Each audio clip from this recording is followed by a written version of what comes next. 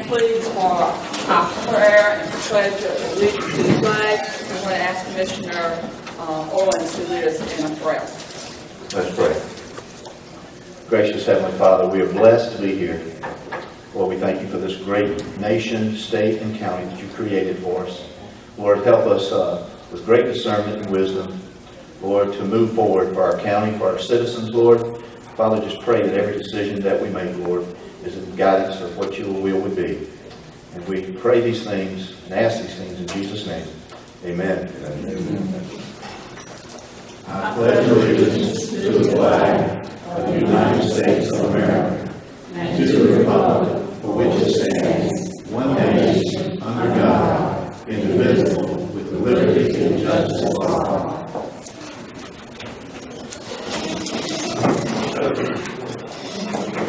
At this time, I'll call the meeting to order for our regular meeting on December 2nd, 2015. I am going to turn it over to the county manager for the election of the chair and vice chair. Good morning. It is time for the selection of the chair and vice chair for the upcoming year. I would like to open the nominations for the position of chair. Madam County Manager, with great pleasure, I would like to request the name of Ms. Linda Hopper to be our chairman for the upcoming year. Second that motion. Any other nominations? I make a motion that the nomination be closed on said one hand. Second. All those in favor of Linda Hopper being chair, say aye. Aye. Opposed? Okay. Now I would like to open the nominations for vice chair. I would like to make a nomination for Jack Owens as vice chair for our board of commissioners. Second. Are there any other nominations? I motion that it be closed on said one name.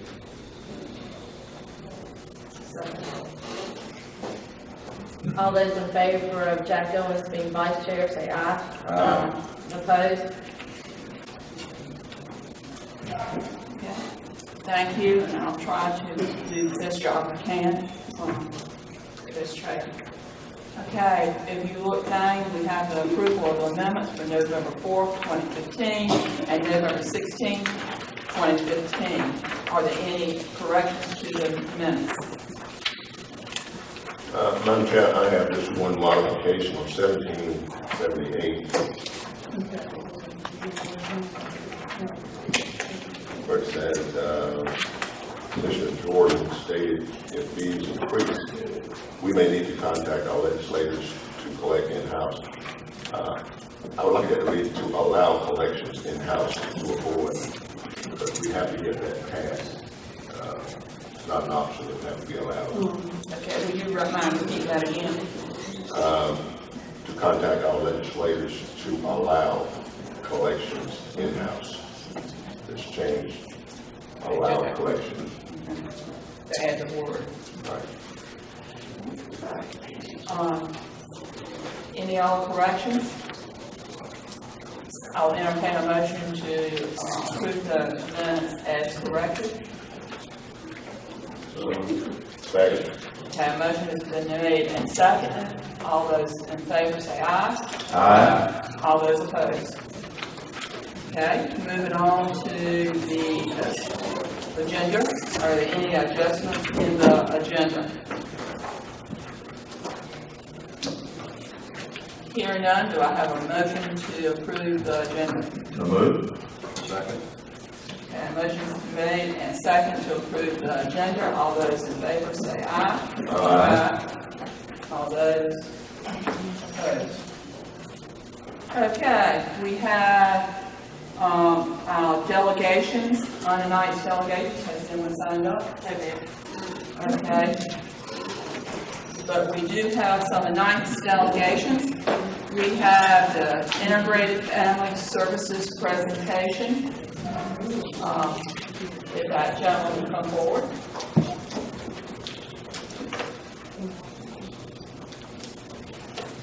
Good morning. I really appreciate, first of all, the opportunity to speak to you for just a few moments about the mobile crisis team that functions in Gates County. I guess I would first of all like to ask if the commissioners are aware of mobile crisis and the services that we provide to the county. Not No. Okay, that's fine. I just needed to know where to begin as far as giving a brief explanation. You were given one of our grant cards that has some information, and also you received, for your leisure, this printout of a PowerPoint. In brief, Mobile Crisis is a 24-hour-a-day, 7-day-a-week, 365-day-a-year service that is offered to the citizens of Gates County as well as 15 other counties in northeastern North Carolina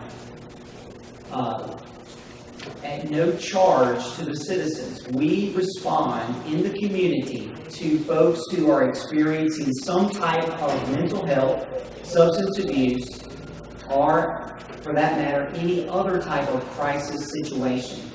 And by our definition, we respond immediately, 24/7, with that no charge. We go to wherever that client is. They do not have to come to us. We go into their homes. Sometimes we meet in the community in a McDonald's parking lot or at a Walmart or any various place that this person may be while they're experiencing the crisis situation.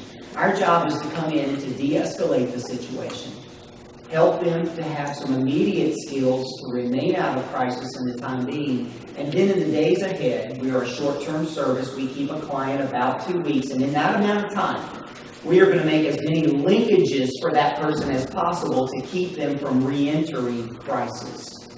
So that is anything from therapy to psychiatry to food pantry to clothes closet to vocational rehab to social services, any types of linkages that we can make to help this person in whatever has caused them to be in crisis. So as you can see, it's a valuable service to the citizens of Gates County. And for the fact that they are not going to have to pay is another huge asset. Now you may ask then, how do we get paid? We are funded by Trillium, formerly East Carolina Behavioral Health, under the mental health. Trillium pays us with state dollars when needed. If there's insurance, we bill it, Medicaid, Medicare. But if there's no insurance, they provide us with state dollars to be able to respond, and that's why we're able to do it at no cost. Now that brings me to, so obviously you see the benefit to the citizens. That brings me to the benefit to the taxpayer. Across the state of North Carolina, Mobile Crisis, not just our unit, but across the state, every year Mobile Crisis Services literally saves the taxpayers of North Carolina millions of dollars per year by the fact that we do respond in the community, and we divert over 80% of the people we see from unnecessary hospitalizations and incarcerations, thereby saving the millions of dollars each year. Because prior to Mobile Crisis, the general practice was if someone is in a mental health crisis, feeling suicidal, or any type of crisis, substance abuse as well, they would be taken to the emergency room, and chances are they were going to end up in a psychiatric hospital, even if they really did not need to go, because there was lack of a better system. So by the virtue of the fact that 80+% of the people we see are diverted, we do save an awful lot of tax dollars. So the state is very happy to fund us a little bit that they do to save as much as we're able to for them. That brings me to one other benefit to your county, and that is the benefit to law enforcement. Law enforcement utilizes Mobile Crisis frequently. I often say to law enforcement when I'm able to do training with them that many officers say Mobile Crisis is the best thing since doorknobs, because that was just a little stab at humor. Because an officer, when I do a training for officers, I will begin with this question: how many times do you go to a call that's not criminal, but you're called out there because something has happened, and as you drive off, you say to yourself, I'm going to be back in an hour? I've never asked that question to law enforcement. That 100% of the officers didn't raise their hand, and I said that's probably a call where you could have called Mobile Crisis. Because we not only respond when someone is suicidal or homicidal or their substance abuse where they're in need of detox or treatment, but we respond to all types of crisis situations. There may be family conflict. There may be someone in the family who has a mental health diagnosis, but they're no longer taking their medications. They've not broken the law. They do not meet criteria for hospitalization. But because they are off the chain or off the rails or in episode, they need some help. And so law enforcement is often called in those situations, and they carry these cards, and they know that Integrated Family Services Mobile Crisis Team will respond regardless of even the consent of the person being seen. Now, that didn't used to be the case. It used to be the case that the officer would be there and someone would be inflamed, and the officer would call mobile crisis, and the screener said, well, does the individual consent to talk with our folks, our clinicians? And oftentimes the individuals, they're in episode, so they're not thinking clearly, and they say no. And then we would say, I'm sorry, we can't go. But we realized that we were letting our first responders down, so Integrated Family Services made a policy, even if we don't get paid, we're going to support our first responders, and we will always respond to law enforcement, and we will assist them in any way possible. Now, the truth is, I've gone on hundreds of crisis calls. I've gone on many where I was responding to law enforcement, and the first person initially refused our services. I've never had one individual refuse once I got on the site. Once they see that I'm not there to take them away or to cause them harm or to do anything negative, but rather there to help them, they consent to services. But be that as it may, we're willing to go out regardless.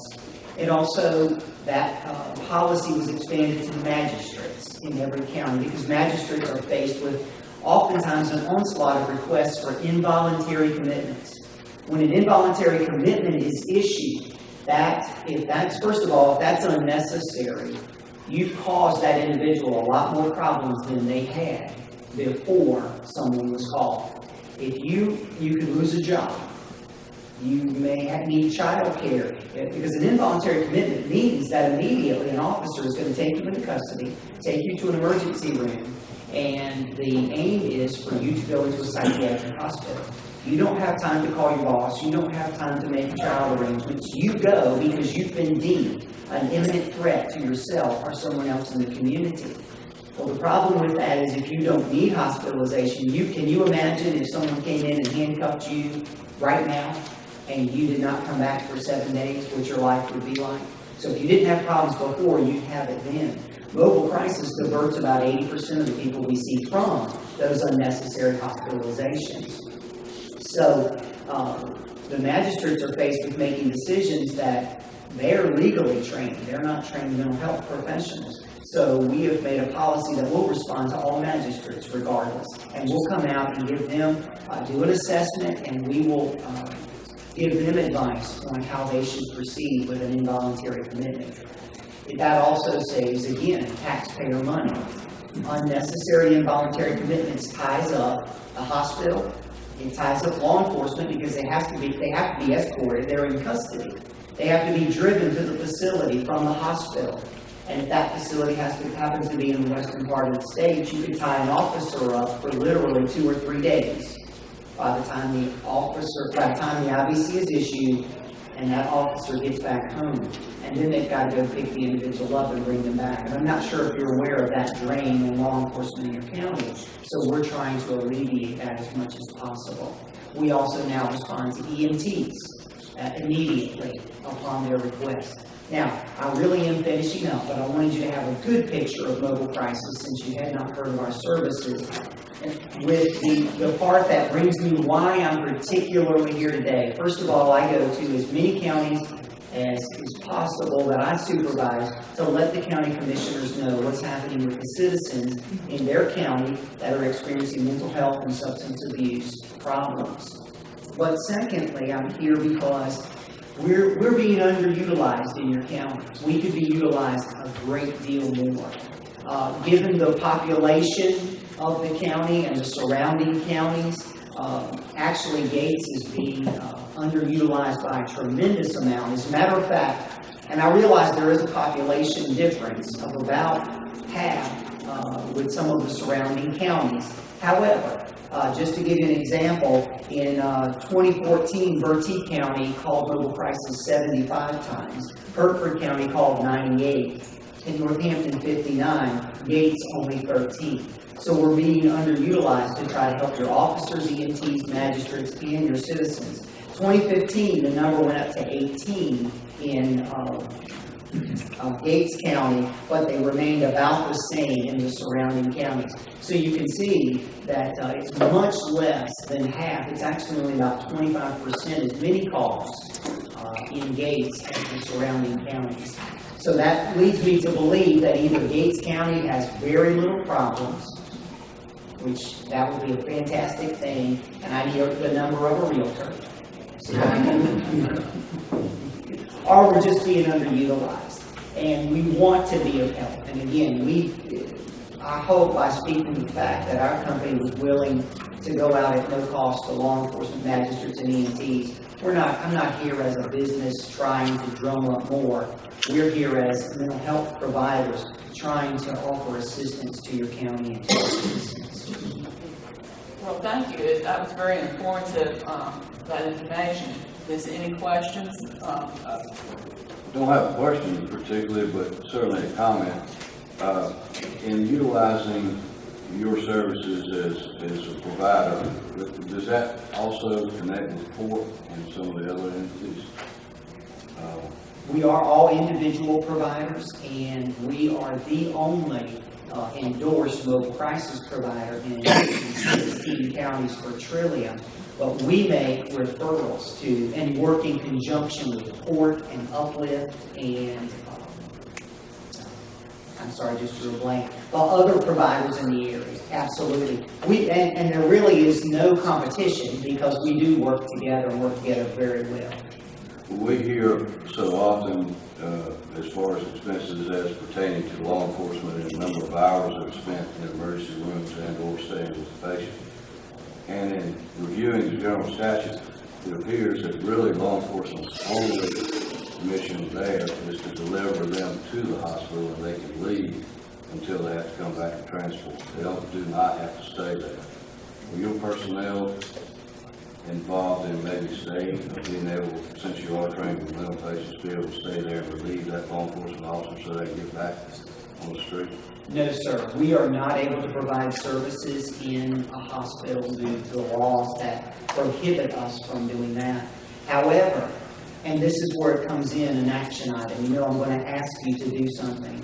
If we could get in front of your law enforcement and your magistrates and your EMTs, anything you can do to get us in front of them, we want to prevent them from taking them to the hospital. It works successfully in many, many counties, whereby if law enforcement is trained in what we are able to do, instead of just showing up, picking them up, and taking them to the hospital, 80% of the time, we're going to keep them right there in the house, and we're going to let law enforcement leave the scene.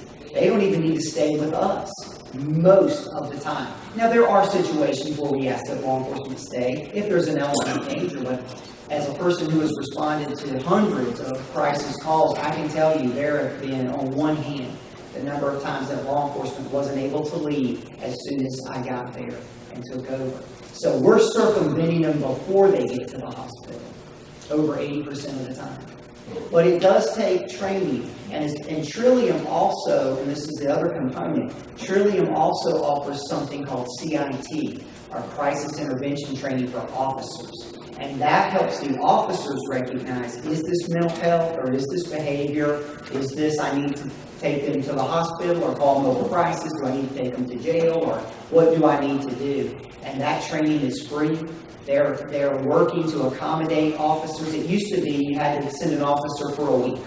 And you know, with limited resources, it was difficult to do that. Well, Trillium has adjusted that, and now they will come to the officer one day a week for a series of weeks so that these officers can be CIT trained. We're seeing it work very successfully in other counties.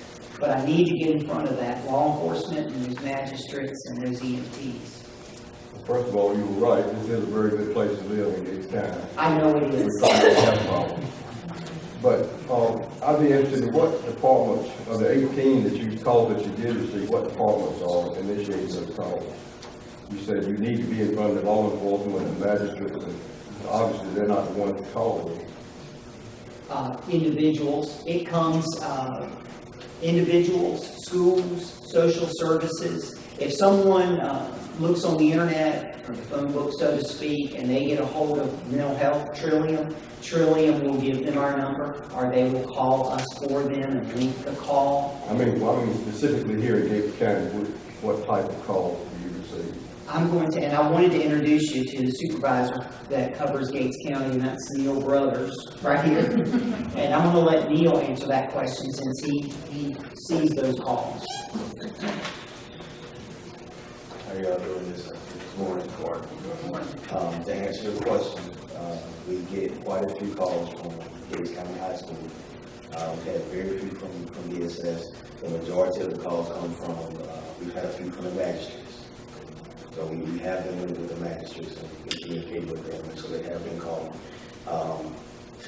Every once in a while we will get one from law enforcement, but very few from law enforcement. So the remainder of those calls actually come from citizens who, like you said, may have heard about it and given information from another provider, from a family member or a friend or something like that. But from the major providers in the agency, meaning the law enforcement, EMT, we had a few from EMTs in 2015. Prior to 2015, we didn't have very many from those out. Are you able to step in front of the family there that wants to have that patient or that individual committed as an involuntary? That is our goal with the communication with magistrates. What generally happens is you'll have a family member who may see one of their loved ones acting strange, which it may not be something that warrants an IVC, meaning that they're not a threat to themselves and they're not a threat to anybody in the community, but they're just acting strange. That just means they may need support in mental health, or it may be even substance abuse, one of those areas. That does not deem them a threat to anybody, so they don't need to be. So the magistrate can call mobile crisis and we can respond, and there's another thing that may happen. And this has happened a few times with us. You may have a family member who's angry with somebody else. They may go to the magistrate's office, and to get rid of that person, they'll file an IVC, have them taken out of the house. Well, the magistrate can call us and have us go out and do an assessment to verify or to confirm that that person is indeed a threat to themselves or a threat to somebody else. And we can communicate with the magistrate from there and let them know, okay, this person is not a threat, and we can move on from there, which takes it out of the magistrate's hands, and we can work with them to get that person linked to the necessary services to help them maintain a good state of life. One other question that would be, if you evaluate situations where there's going to be a threat to the community and or to the high school and or to any other entity, are you able to provide that to law enforcement via HIPAA, or can you circumvent that? This is what can happen. If we see that that person is a threat to somebody or to themselves, and we can speak to them and get them to voluntarily go to the hospital, then yes, that will take law enforcement and the magistrates out of it. Now, if they aren't volunteering to go and seek help, and in most instances, we can't convince them to do that, but if they're not, then we still have to go back to the magistrate and go to IVC. But in other words, those records then kept secret, because we are, countrywide, not just in hopefully, God forbid, Gates County, but countrywide, we've had many situations, and I'd say almost all situations, mental patients are the ones that had problems and eventually committed the murders, if you will, in schools and other places. I just was going to jump up because I know where Neil was coming from, but to directly answer your question, if a person is deemed a threat to themselves or others, HIPAA would not apply with collateral contact. In other words, if John Smith, if we do the assessment and John Smith is a danger to others, or he's made threats, communicated threats that he's going to do something, it would not be HIPAA appropriate for me to call any of you, but it would be HIPAA appropriate for me to call law enforcement. Yes, in other words, collateral. We can speak to doctors and nurses at the emergency, anybody that it's appropriate collaterally because of that threat. Is that the question you were answering? Are we allowed to break? Yes, because I am seeing that, and I know that to a degree that they are protected. Those threats are protected from the rest of the community and from law enforcement too, because providers say, "Can I tell you because of this?" So they are wrong. That it's my understanding, I mean, I'm not trying to get you off in another area, but even though North Carolina is not a duty to warn state, it is a practice that I know of no mental health professional that does not practice duty to warn. In other words, if a threat is being communicated, we are going to let the appropriate people know that threat cannot go without some type of action. Just a quick question in regards to consent. I noticed you said that even without consent, you'll respond for law enforcement, EMT. But what about if a citizen calls, you didn't address that? I've seen those situations where a non-law enforcement calls, and if you don't have consent, will you respond as well for citizens? That's a very good question too, and I'm really glad that you brought it up. We need to get sometimes creative. So if we've got a family member that, all of the family has been involved, they're at their wits' end and they don't know where to turn, they may call mobile crisis, and even though the individual that's in crisis may not consent, our next question would be, is there someone in the family close to them that would consent to our services? Because obviously you're in crisis as well, and that's legitimate. That family is in crisis because of the individual with mental health issues. So I may not open John up, but I may open Mary up as a client and help Mary deal with John. Does that make sense? Yeah, and let's take a business or a church or whatever, and if you had an individual in that situation and they gave you a call, and there may not be someone else around. Those situations happen many times. People, they may not be threatening anyone, but they may not consent. When they give them the phone, they may have to say no or whatever. But in those situations, you may not have someone close relative to consent. But I'm just trying to get a feel for, are you willing to work with the situation if it's not ideal, so to speak? Yes, sir, and I'm glad you asked it in that way as well, because, yes, our view when we answer a call by our screener is, how can we make this work so that we can help? And that's why, back in the day, when the family member didn't consent, we just deemed it an inappropriate call and went on. But it bothered us, but we went on. So then one day somebody said, well, the family's in crisis, let's offer the family services. In a case like you're talking, and there are calls where the acuity level is not very high, and maybe there's no one, that we can do that with, and we end up not being able to help. But there have been times that we've gotten creative the other way. There's no family member, but yet this person really needs mobile crisis services.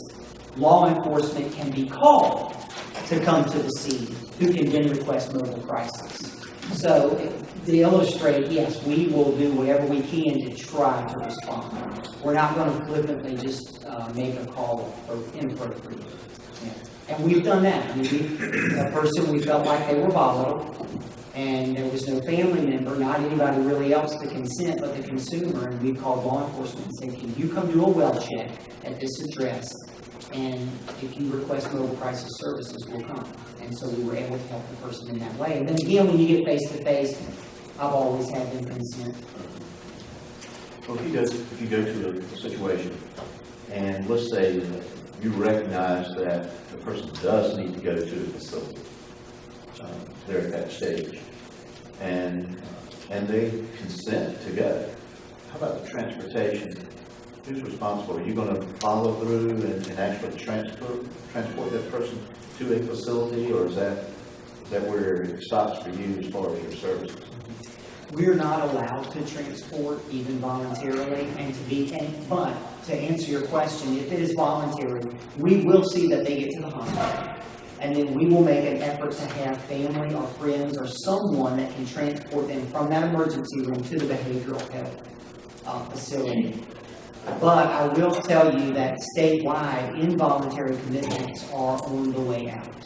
Because the facilities, they don't like the family members driving them to the hospital, the liability issues and these other things, and flight risk. So most facilities in North Carolina are requesting those positions, even if a person goes in involuntarily, or voluntarily rather, they're requesting the physicians make it involuntary, which is a travesty, because if I go to the emergency room because I'm depressed or because of circumstances in my life and I just want to get on some antidepressants or something and I end up finding myself involuntarily committed, again, you've just exacerbated all of my problems. So if we can catch them before they hit that ER, over 85% of the time, and that's why I'm not here saying, law enforcement, shame on them, they're not using them. They're just not aware enough of what we can do. But if we can circumvent that hospital, it saves the citizens as well as the taxpayers a tremendous amount of aggravation and money. Okay, certainly a very informative session, and you have asked that that you would like to have training here for our EMTs, magistrates, and our law enforcement. Okay, we will contact the various department heads and tell them about your services. I see some of the department heads are here, and we will follow up. Great, thank you. Thank you. Thanks very much. I believe our second night's delegation is Gates Partners for Health. Ms. Riddick's here. Ms. Riddick's here.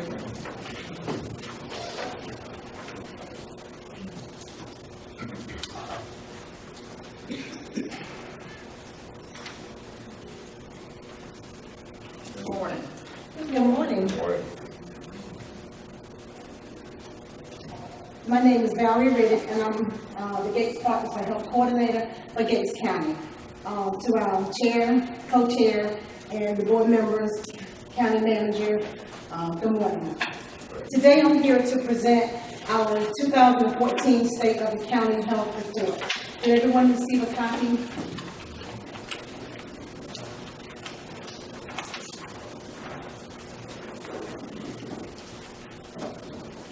Okay, I know you're probably wondering why I'm here to present the 2015, which we're in 2015. So this is based on our 2013 community health assessment that we do. And so that's why the report is dated 2014. Some of our health priorities identified in the 2013 community health assessment, the leading cause is obesity. And that is due to lack of exercise and unhealthy eating habits for citizens of Gates County. We have one farmers market that meets from May to September. And so our citizens don't have anywhere really to go to get their fresh vegetables throughout the rest of the year. And so they have unhealthy eating habits. And that is considered our number one priority. The second area of concern under the community health assessment is our chronic disease management. That includes cancer, diabetes, and heart disease. Now we have established a diabetes support group. We have our cancer support group. They all meet monthly. And also we have an Alzheimer's support group. So we're out there in the community trying to have our citizens to be able to come together and plan community events. Like for Heart Month, we do a heart event with a banquet. We just had on last month, Diabetes Day was November the 14th, so we had a diabetes event on that Friday afternoon. And these two areas are under the leadership of the Chronic Disease Support Team and the Eat Smart Move More. And the Eat Smart Move More does cover the Family Fun and Fitness Day, our Holy Souls Challenge, which is done through the community, local churches, and, there was one other area that I was trying to remember. Okay. And also the bulletins that we put out with the health tips to the churches in the community.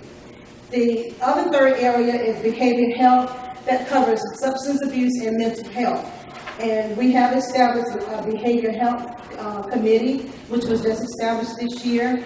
And the committee will be working on our Project Ladders program that's dealing with overdose and also medication take-back day, drop boxes in our pharmacies, drop boxes over here in the sheriff's department. They also will be taking care of Rachel's Challenge, which is in our local schools for the high school and middle school. They just had a kickoff in September for the first half of it, and Rachel's Challenge is coming back in February or March to do the second part of the program. And they have committed, the students there have committed to being Rachel's Challenge friends, Rachel's friends. And also, they did do the anonymous people. So, as you can see in this report, by them just being established this year, it was not included in my initial report. And you can see all the leading causes of death for the last 5 years. And as I mentioned before, cancer, heart disease, chronic lower respiratory diabetes, and Alzheimer's. And just to focus a little bit on Alzheimer's, it is now leading towards a major cause of illness in Gates County. It's not only just our senior citizens that are over 60, we're seeing more of the younger ones coming in because when they're dealing with drugs and, when you start having problems with overdose and, the brain stemness, they lead towards Alzheimer's. So it's not just our seniors any longer. Okay, I've covered our farmers market and healthy tips for our families. What I do is send out to all the local churches to be able to put in their church bulletin or announce healthy tips for each month from Gates Partners for Health. And like I said before, our Holy Souls Walking Challenge that is done between May and November the 1st, and that's open up to all local churches to participate in. And then, of course, we have our Family Fun and Fitness Day, which this year is canceled due to the weather. Unfortunately, we wanted to reschedule, but with the calendars, we were not able to reschedule, so we look forward to that event on next year. And with me, I have Ashley Miller. She is the health educator for Albemarle Regional Health Services. She would do part 2, and I'll come back to part 3. Good morning. Thank you again for having us to speak with you this morning. Again, my name is Ashley Miller, and I'm a public health educator with Albemarle Regional Health Services, and we do serve 7 counties, one of them including Gates County. So I work a lot with Gates County Health Department, and I serve on the Gates Partners for Health Board and Chronic Disease Committee. And as you can see on our report, cancer, diabetes, and heart disease in Gates County have been the top leading causes of death for the past 3 years. So these are our focus areas and our focus in the county for Gates County citizens. We always do annually a Gates Partners for Health event and symposium for Gates County residents.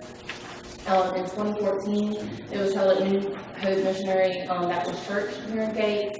And we always partner, we have supporters for all of our events, including one of them, Roanoke Children's Community Health Center by Roanoke Children's Hospital. And we were able to have a great presentation from Dr. Lindsay White with Elizabeth City. We always, want to present and lead Gates County residents with, education is key, education is where it starts. Because that's all these chronic diseases and health disparities all have the same type things in common when dealing with cancer, heart disease, and diabetes. So education is key. We always leave them with want them to see information on heart disease and prevention with this event. We also try had a men's night out health forum because sometimes we always want women to take care of themselves, but we also want men. We always want to focus on both and have these areas targeted. So we had a men's night out to focus on prostate and colon cancer for men. And those were very common. We had a speaker, Dr. Joe Tripp, head of emergency medicine at Roanoke Children's Hospital, come to speak. It was a great night held at Sunbury Volunteer Fire Department, and we really tried to, partner with who we have strong partnerships with, and disperse it in the county to get to cover all the areas so different target areas can attend. And this was made possible by a grant through Almore Regional Health Services from the NC Cancer Prevention and Control Branch. And we also have ongoing, every month throughout the year, our Gates County Cancer Support Group to target cancer. It continues every second Monday of the month with an average of 15 in attendance, as well as our Gates County Diabetes Support Group to support diabetes. And I'm very excited in the year 2016 to start taking lead in that and helping give outreach to our Gates County citizens on diabetes. What the sessions at the Gates County Community Center for the Diabetes Support Group consists of 30 minutes of instruction, 15 minutes of discussion, and 15 minutes of physical activity. So that's very important to incorporate that, and that's one of our focus areas as well. So as you can see, those are the support groups, and then we also have our annual Diabetes Symposium event every year, and then in 2014 it was at St. John Anthony Zion Church. Let's Talk Diabetes, we always rename and try our best to advertise this throughout the county.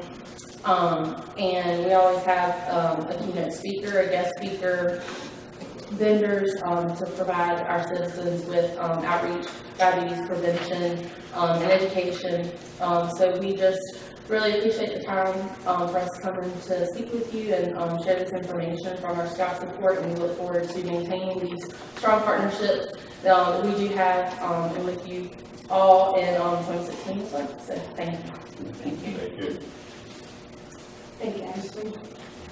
And also on the levels of diabetes, we now have a diabetes comprehensive program coordinator, which is Lisa Lasseter Jordan. She is located at the health department, funded underneath the Overseas Foundation grant. So she's here to help any of our citizens with the diabetes program. And they have a diabetes educator that come in on every Friday and meet with the citizens. 1 week she does assessments, and next week she does a class. So we encourage our citizens to please take advantage of that program because it is funded through Overseas Foundation. And also I'm going to leave with you a newsletter from our pitch, which is Partnership to Improve Community Health. And with this, this is part of our farmers market.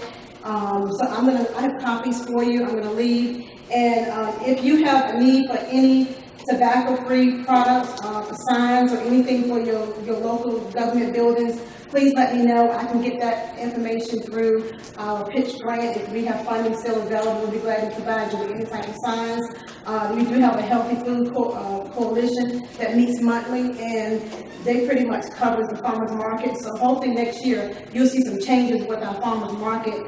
We moved it this year to the community center, so we're looking for some bigger and greater things next year. We'll be able to advertise a little bit more. We'll have some signs out so people will be able to know that we're visible, and not only just do it from March, from May to September, but maybe extend it through some other months. So I'll leave you a copy of this. And also I'm going to leave you for the one for the county manager and one for the commissioners. It's the local planning for healthy communities. And this is produced by the North Carolina Department of Commerce Division of Community Assistance. So this is for your files. If there's anything that I can do for you as Gates Partners for Health Coordinator, I'm only a phone call away, I'm only an email away, a text away. Some of you have my cell phone numbers, you text me. I'll be glad to help with you, come out, meet with you, anything that we need for the county to make our citizens more healthier. We do advertise in the local newspaper. I send emails, we put up flyers, and we send out information to the churches. So the community is aware of events or activities, but we need more support. So we're looking for our citizens to please come out, and we would love to have your support at our events also. So I will leave this with you. Any questions? Well, thank you, Valerie. I look at these leading causes of death and Gates County rates compared to the state rates. We're higher in every one than the state level except for cancer. But that's very concerning. I'd like to just make a comment to find out how does the transition period with MSA, are you all involved in that? And what's that? Transition period with MSA, Medical Services of America? No, sir.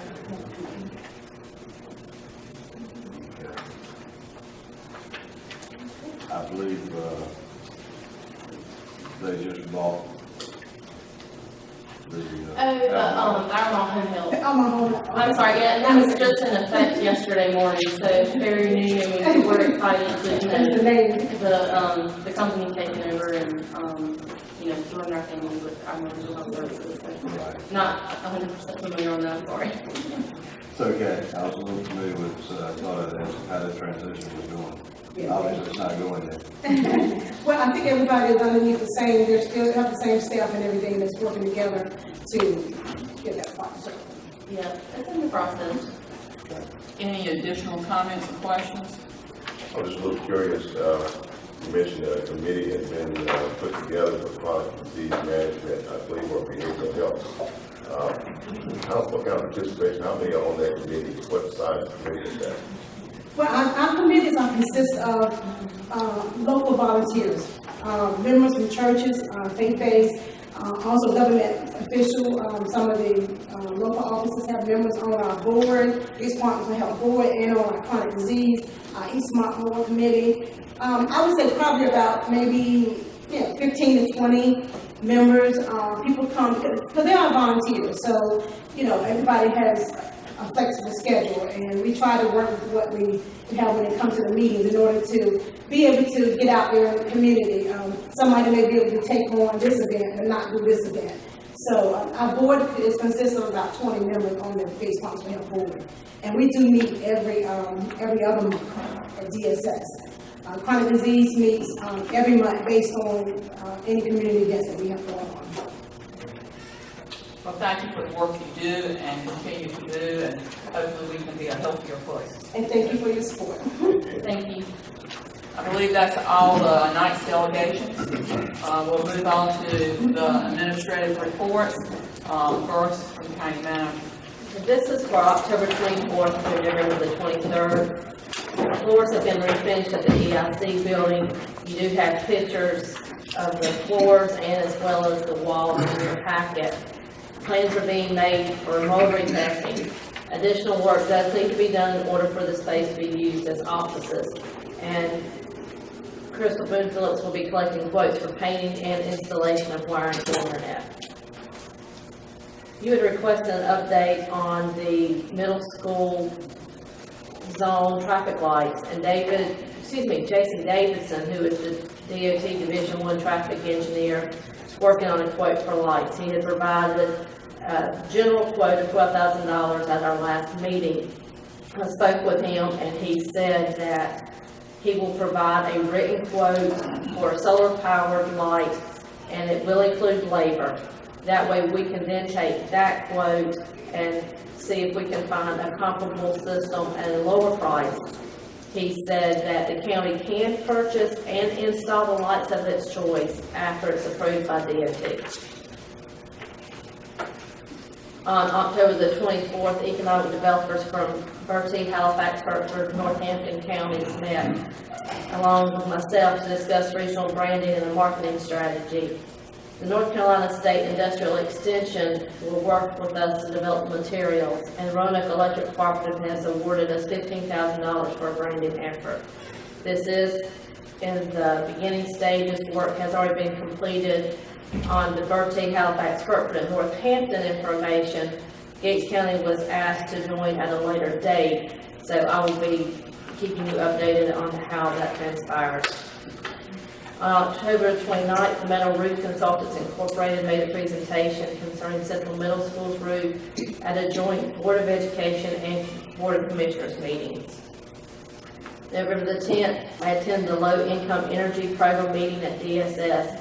The program will assist eligible senior citizens over 65 with power bills in December. If additional funding is still available in January of 2016, the program will be open to other eligible individuals. And people with questions should contact the Department of Social Services. County and city managers within the Albemarle Commission area met on November the 12th to learn about groundwater resources in our area, EDA funding changes, and to be more informed about the Balancing Nature and Commerce Forum. And an update was provided at our last commissioners meeting on that. On November the 13th, Commissioner Hopper, Commissioner Felton, and I assisted Department of Extension with handing out sausage biscuits to area farmers.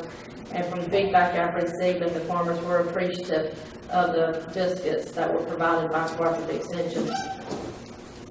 On November the 19th, the Albemarle Regional Solid Waste Management Authority met to vote on allowing Washington County to become a member. The authority voted to allow this to happen. The rising cost of e-waste was discussed, and e-waste is the disposal of electronics, including TVs. The Pacoima-Shawan Gates Landfill Committee met and also discussed the cost of recycling e-waste. The committee voted to allow the same company that has the scrap tire contract to continue with a slight price increase. Mac Dunnett with the North Carolina Association of County Commissioners presented a check to Brad Gardner for the Innovation Award, and also recognized Adam Richardson, cattle owner, and Jared Harrell, agricultural agent with Department of Extension, for their work on the project. November the 20th, Commissioner Hopper, Commissioner Owens, Commissioner Jordan, and I participated in the question and answer time with Gatesville Elementary School's third graders. Do you have any questions? And I think I can say for all of us, we enjoyed time with the third graders. They asked tough questions. Thank you for your report. Tax?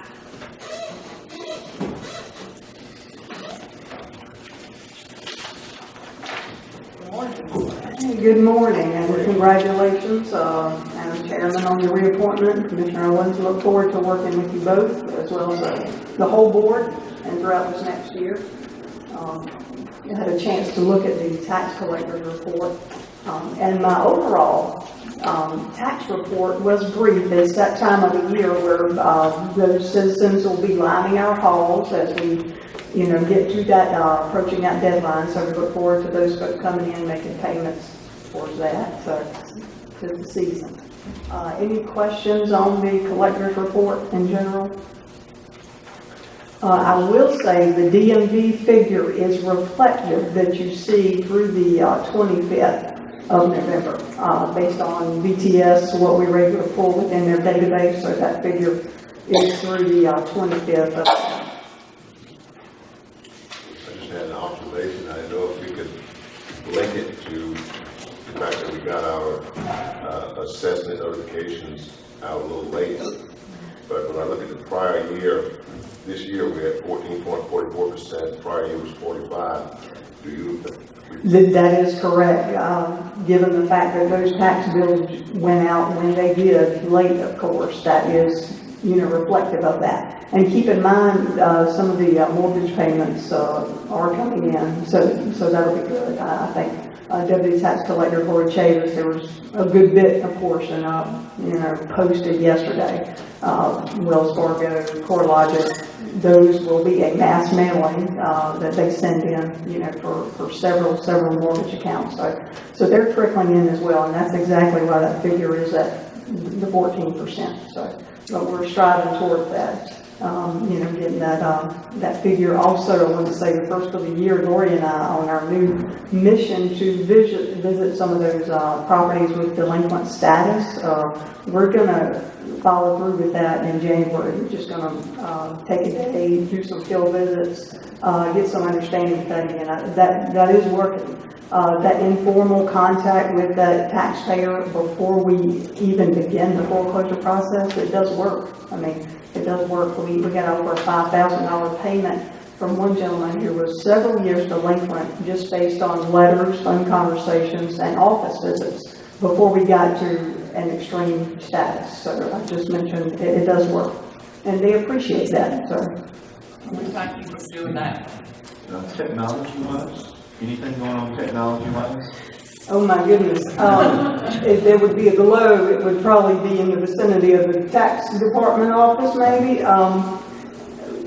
As far as the Keystone, data conversion, and some upgrades. Our next kickoff will be getting reevaluation underway, of course. In saying that, there'll be some involvement with the Keystone support system in splitting the database. That's going to be hopefully painless, but it'll be interesting. That should happen sometime in November.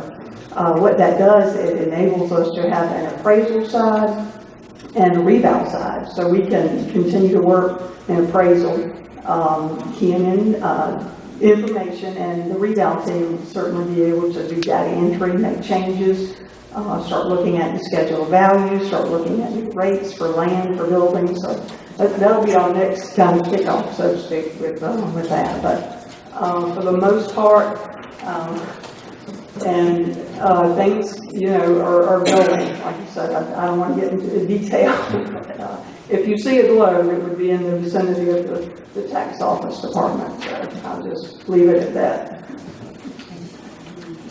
Madam Chairman, looking at the refunds today, I would like to recommend, they're all of the same nature. I would like to recommend that we vote on those collectively, if that's okay with the board. Do I hear any dissent that we handle all three at one time? Okay, we have 3 requests for overpayments. I have 1 request for overpayment and 2 for, all 3 are overpayments. I misread what I had. Do I have a motion? Madam Chairman, I move that we instruct our tax department to make the refunds on these 3 items before us this morning. Thanks. A motion has been made and second. Any discussion?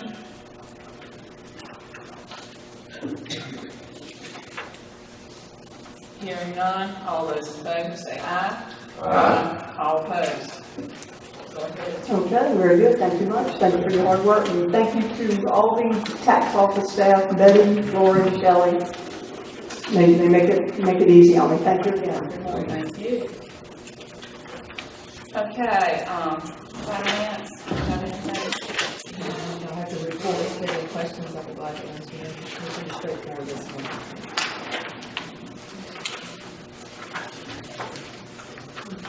Okay, and from any of the departments. I see a number of you are here. I have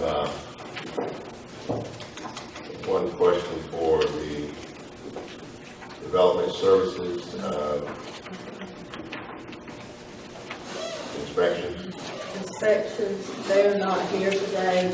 He's out, he has a large stack, and they are out performing their job duties this morning. Okay, what kind of man maybe you can relay and find out. I see on progress we have the review of the solar farms on Sugar Run Road, your solar farm, out in Duca. What about Boston Road? Is that not started? What is the status of that? That hasn't been started. That hasn't been started. That hasn't got permits. They withdrew those the request. What is that? Yes, please. On Bible Road,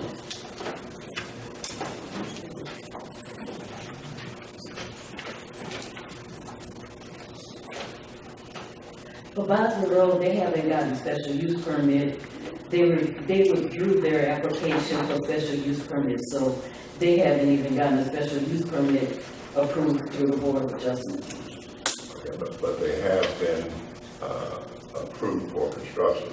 No, they have to get a special use permit through the Board of Adjustment before they can get their construction, and they haven't even gotten their special use permit. They withdrew their application due to wetland issues out there. They found that it was going to be unfeasible for them to develop their property at this time. So they completely withdrew their plans to develop that site. So now they fall under moratorium. Yes. Okay. Thank you. You're welcome. Okay, any questions for any of the departments heads? Okay, going to correspondence, we have a couple of pieces of correspondence. I have a thank you note I'd like to read. Our family would like to express sincere appreciation for kindness shown during the passing of our parents, John and Fanny. We greatly treasure your thoughtfulness and prayers, and God will continue to bless each of you richly, the Spivey family.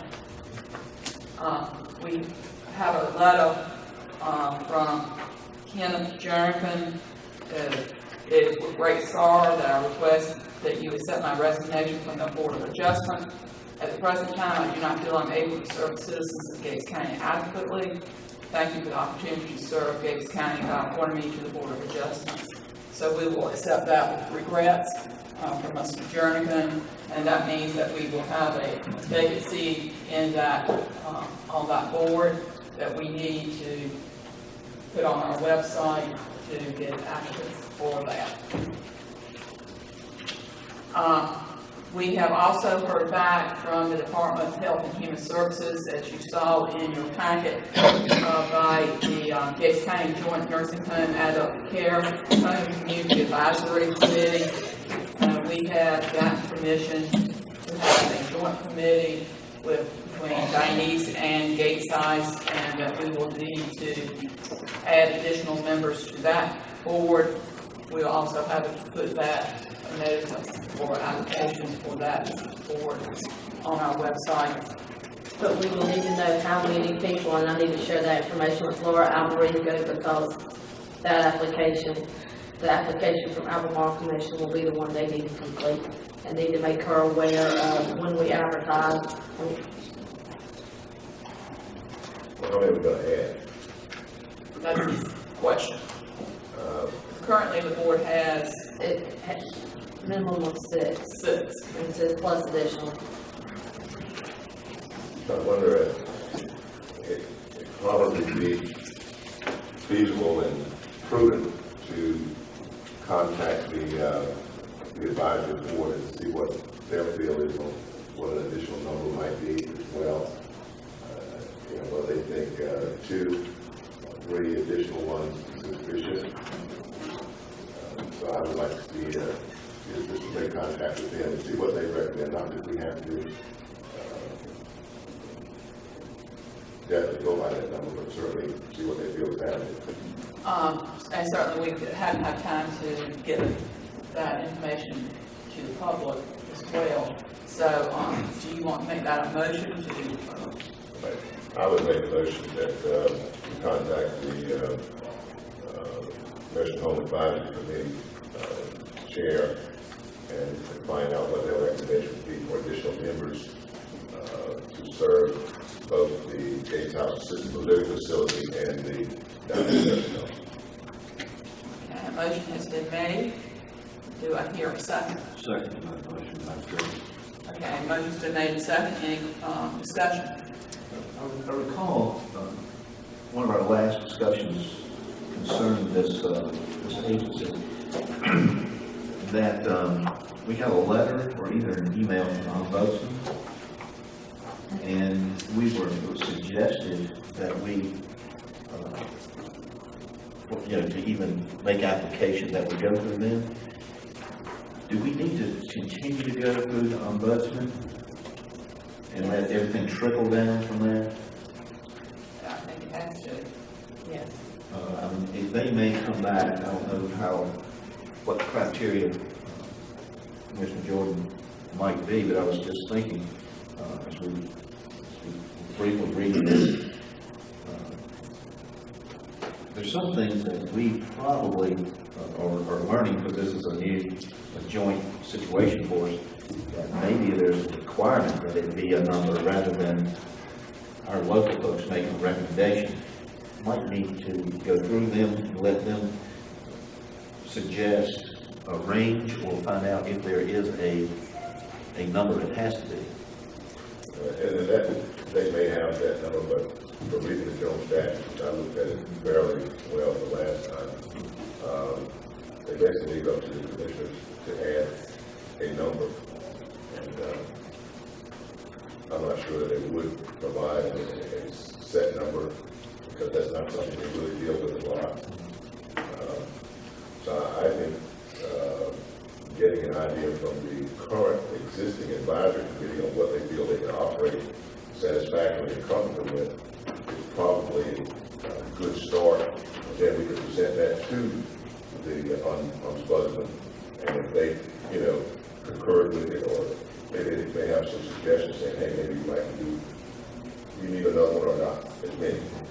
And let them kind of concur on what we said to them. I think that would be the way to go. If I may, the letter from Deborah Sheard, and then the one that we submitted to Ms. Brad Sheard, who is the representative from the Department of Health and Human Services, recommended that because there's a total of 150 beds, that the committee be comprised of either 7 or 9 members.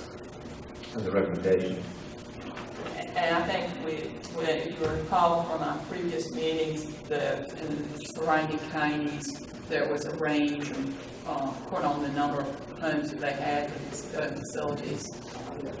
So we could look at that as well. But yes, it's 7 to 9, so that's people, 1 more or 3 more, odd number, I would guess. And then if there again, if the CAC, they're the ones that's going to be doing it. Yes. They might say, well, give me 3 more, maybe 2, whatever. Certainly, we say within the 7 to 9, we're going to be okay. I think that's up to us, to a certain extent, because it says in the letter, at the discretion of the Gates County Board of Commissioners. So we need to get that process started so we can get that board up and running. And hopefully we'll have some excellent volunteers from the community that will apply, that are familiar with Gates ICE operations. Okay, any other? Oh, yes, that's right. A motion's been made and seconded that we advise the county manager to contact Don Busman and to see about the numbers. And see it, yes, as well. Any, is everybody clear? All those in favor say aye. Aye. All opposed? So, no job for you. Articles of interest, I think we've been over the county calendar. If you know that the parade is coming up on December the 12th at 3 o'clock here at Gatesville. And next week, we meet on the 11th with Senator Cook at 2 o'clock at Merchants Mill Pond. So keep that on your calendars, please. I noticed the planning board and board of adjustment was not listed this month. Is there any reason for that? She's gone. She's gone. We put on here, I don't know if they had a schedule. And I believe if you got an email from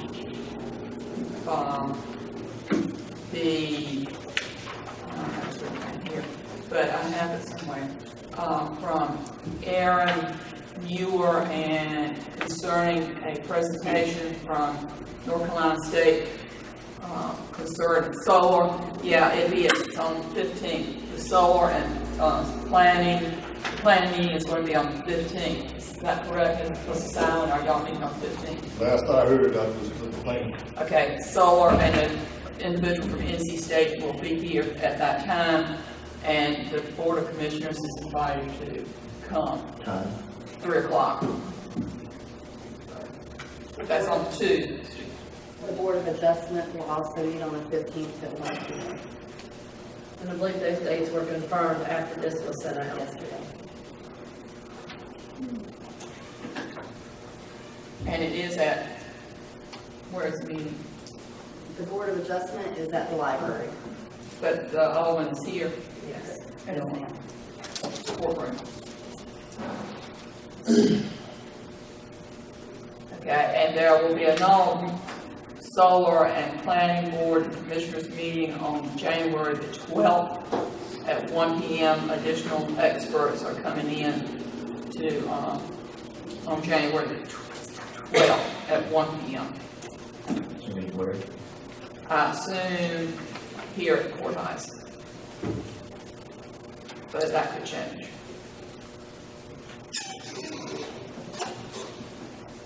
Also, we have in our packet a scheduled meeting for 2016 with the commissioners. There is a concern, our county manager has expressed a concern about the February meeting that, well, I'll let her tell her that she has a conflict. Yes, and I apologize, I did not realize that whenever I sent that out. There is a meeting of the City and County Managers Association meeting that will take place 3rd through the 5th of February that I would like to attend. It is in Durham. And so I would like to request that the February meeting be moved to either Monday the 8th or Tuesday the 9th. The beginning of the week, FEMA has contacted us, and they will be coming to visit us to do audits on planning records, especially concerning floodplain maps. So I have told Jennifer that I will be available to answer any questions if necessary, or to help her find documents that they might need on those 2 days. Okay. Also, I'm gonna have a conflict on January 20th, meeting at Tuesday at 7 p.m. My Bible study night. Okay, that was because of the holiday, that we had changed it from the Monday night to Tuesday. I have a 2016 calendar with me.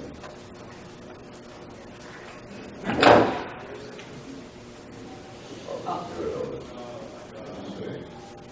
Well, we could. Let's do.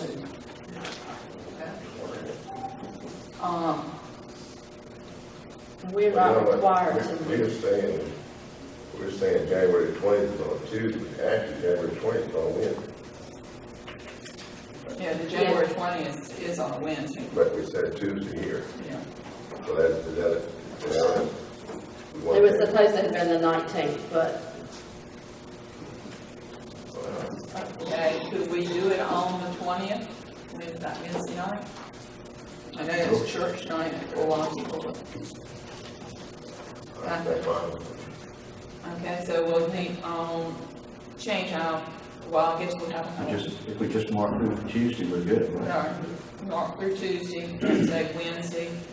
Going back to February the 3rd, we can meet on February the 2nd, that morning, or February. my preference, FEMA. FEMA will be here, and we do not know at this time what type of documents they will. Get them here and get them out as quick as possible, When you say FEMA will be, February 1st and 2nd.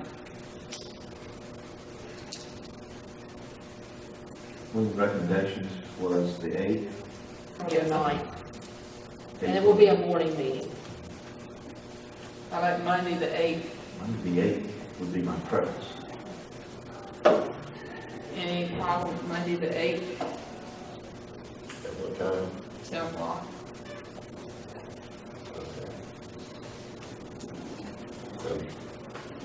See, we're changing which one now? February the 8th. February 3rd to February the 8th. 8th. And January 20th is, the date is just that it's on Wednesday instead of a Thursday. I don't think we can do the half day on that. Okay, you just made those, corrections, so you can go ahead and start filling out your calendar. Of course, we have to notify the public, and we'll do that by website. Right, and we'll repost the ones that have already been posted. Okay, that brings us to the end of the administrative reports. Next item is public hearings, but I think maybe we can take maybe a 5-minute break, a stretch break, and we'll come back to you for the public hearing. 5 minutes.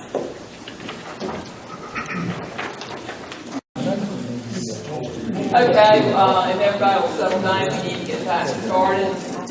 The next item of business is a public hearing for the purchase of land, PIN number 01-00371, for the potential development of a wastewater spray field. Do I have a motion to enter into the public hearing? So moved. A motion's been made and seconded. All those in favor say aye. Aye. All opposed? Okay, we are now in a public hearing. If you would like to make public comment, if you'll come up here to the podium and then direct your remarks to the commissioners. We would like for you to limit your remarks to 5 minutes. Okay, be sure to state your name and where you live, but we know Officer Jordan.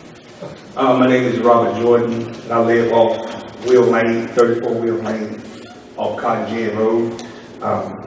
First of all, thank you for the opportunity to give the public to make comments. Back in June, Mr. George Lane approached me and told me he was going to sell the county some land to for this spray field, which I respect him for that because we have a good relationship back there. And then I came and investigated and looked into the spray field and the dangers of it and things like that. And I pretty much, as you know, it's an open septic tank, pretty much. And so I was concerned about my property value because working for the county, as you know, the pay isn't all that. And I put all my investments into my property, and I value my property. Everything I do, I put into my property because that is my assets. And although I don't plan on leaving the county, but I look at that as income, as my assets, whereas if I want to do something later on, then, you know, I will have that. And the problem that I'm having with this spray field is I came to some of the commissioners, I spoke with the county manager, and I was under the impression that you guys were going to get with me and we would sit down and we would talk about it. I didn't hear anything back from the commissioners. Next thing I know, I read it in the newspaper, and I feel that was very disrespectful because I wasn't getting back to about the spray field. Second of all, I don't think you guys really knew who lived down that property. From talking to some of you didn't even know that I lived back there. And when in the newspaper, it looks like it's off Cotton Gin Road, but actually it's off Will Lane, and the property is directly behind my house. My concern is the smell of this spray field, the disease that may be associated with the spray field. I do a lot of entertainment. I have a swimming pool, and I don't want to go out on my property in the wind shift and I have to smell these germs coming from this spray field. I feel like that you guys should have got with the 9 people that live down there and hear our concerns instead of we have to read it in the newspaper and on Facebook and things like that. My concern is that my property value, I'm quite sure it's going to go down. When I first built here in Gates County, I wasn't too pleased with the increase, but you guys redid the taxes, and once you redid the taxes, I was very pleased because my house was able to be assessed with other houses, and my property value went up. I was very impressed with that. I was excited about it, but here it is now that it's probably going to go down because of this spray field. I feel that if my property value is going to go down, then I feel I should be compensated, because when I moved to the county, I fell in love with this county. I built here with intentions of spending the rest of my life here, but now with this spray field coming, it is really discouraging. I understand that the county does need it, but at the same time, you don't need it behind my house. I feel like you can find somewhere else, and no disrespect to Mr. Lane, but I just think you guys need to be more considerate of the people that live down Cotton Gin off on Will Lane. Just because it's 9 people, you may say it's insignificant. You know, those 9 would be, you know, it wouldn't bother them, but it does.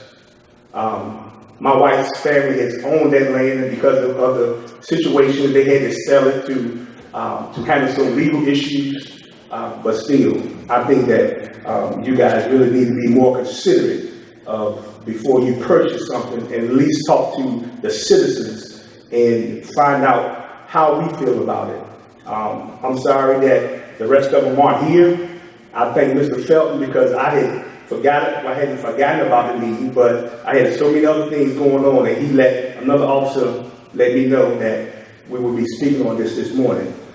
So I'm very disappointed that I wasn't gotten back to as a citizen and as an employee of this county. Thank you for your remarks. Okay, someone else? Any other comment?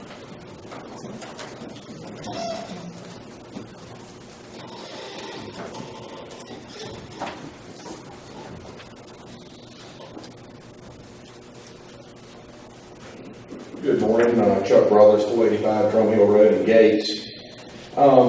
As you well know, some of my experience with this project goes back to my time on the planning board where I was ridiculed and somewhat put on a pedestal with a letter when I raised a lot of questions about Merchants Commerce Center, and I was somewhat reprimanded, but I continued my diligence to make sure that I was educated properly and trying to make the right decisions at the planning board level. So I have gone again in the last few days and have re-educated myself and energized myself to bring forth some information that I think is pretty important to this decision that y'all are going to make today. As I did prior in my days with the planning board, I made a phone call to Raleigh. Although this time I didn't call the Rural Center, this time I called the LGC, which is referenced as the Local Government Commission. And I spoke to a gentleman there yesterday by the name of Mr. Burke, and I explained to him my discontent with this process of continually having an open-ended checkbook to chase this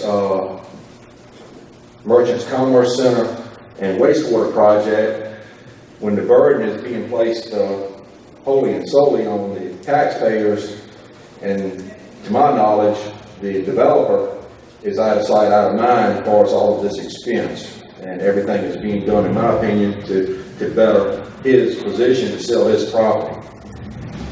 Two questions were raised yesterday by Mr. Burke, and his comments to me said, is there an agreement between the county and the developer, or what he called a public-private agreement, that the county, and at that time, which would have been Kim Olds, which I'm sure would have been transferred at this time to Briarwood Forest Products, is there an agreement between the county and the developer that holds each party accountable to what we are, as taxpayers, being asked to do, which is to spend money to help somebody else sell land? Second question that he was a little disconnected with, and he had gone back and looked at the 2014 audit that every county in the state of North Carolina has produced, which I guess the 2015 audit is forthcoming. He said, has any of this money been disclosed in any shape, form, or fashion to the taxpayers of what has been spent out of general fund or any other funds? Has there been a full disclosure of this out-of-pocket money? I don't know that it has from this body. So I took the time to go back and rehash what had come out in articles from the Roanoke Chowan News Herald. And the first article that I can find goes back to November 17th of 2009, dated Gates County Explores Family Fund Center Funding. And I've just highlighted a few things regarding this whole project, and if you give me a few minutes beyond 5, I would appreciate it. But there was 6 pertinent articles. Mr. Bryant with the Roanoke Chowan Herald wrote all these articles. The first are, the project submitted by the developer, Dr. Lewis Fisher Jr., proposes to construct a multi-purpose recreational facility on 7.5 acres of land within the Kim Olds complex located off of US 158 across from Gates County High School.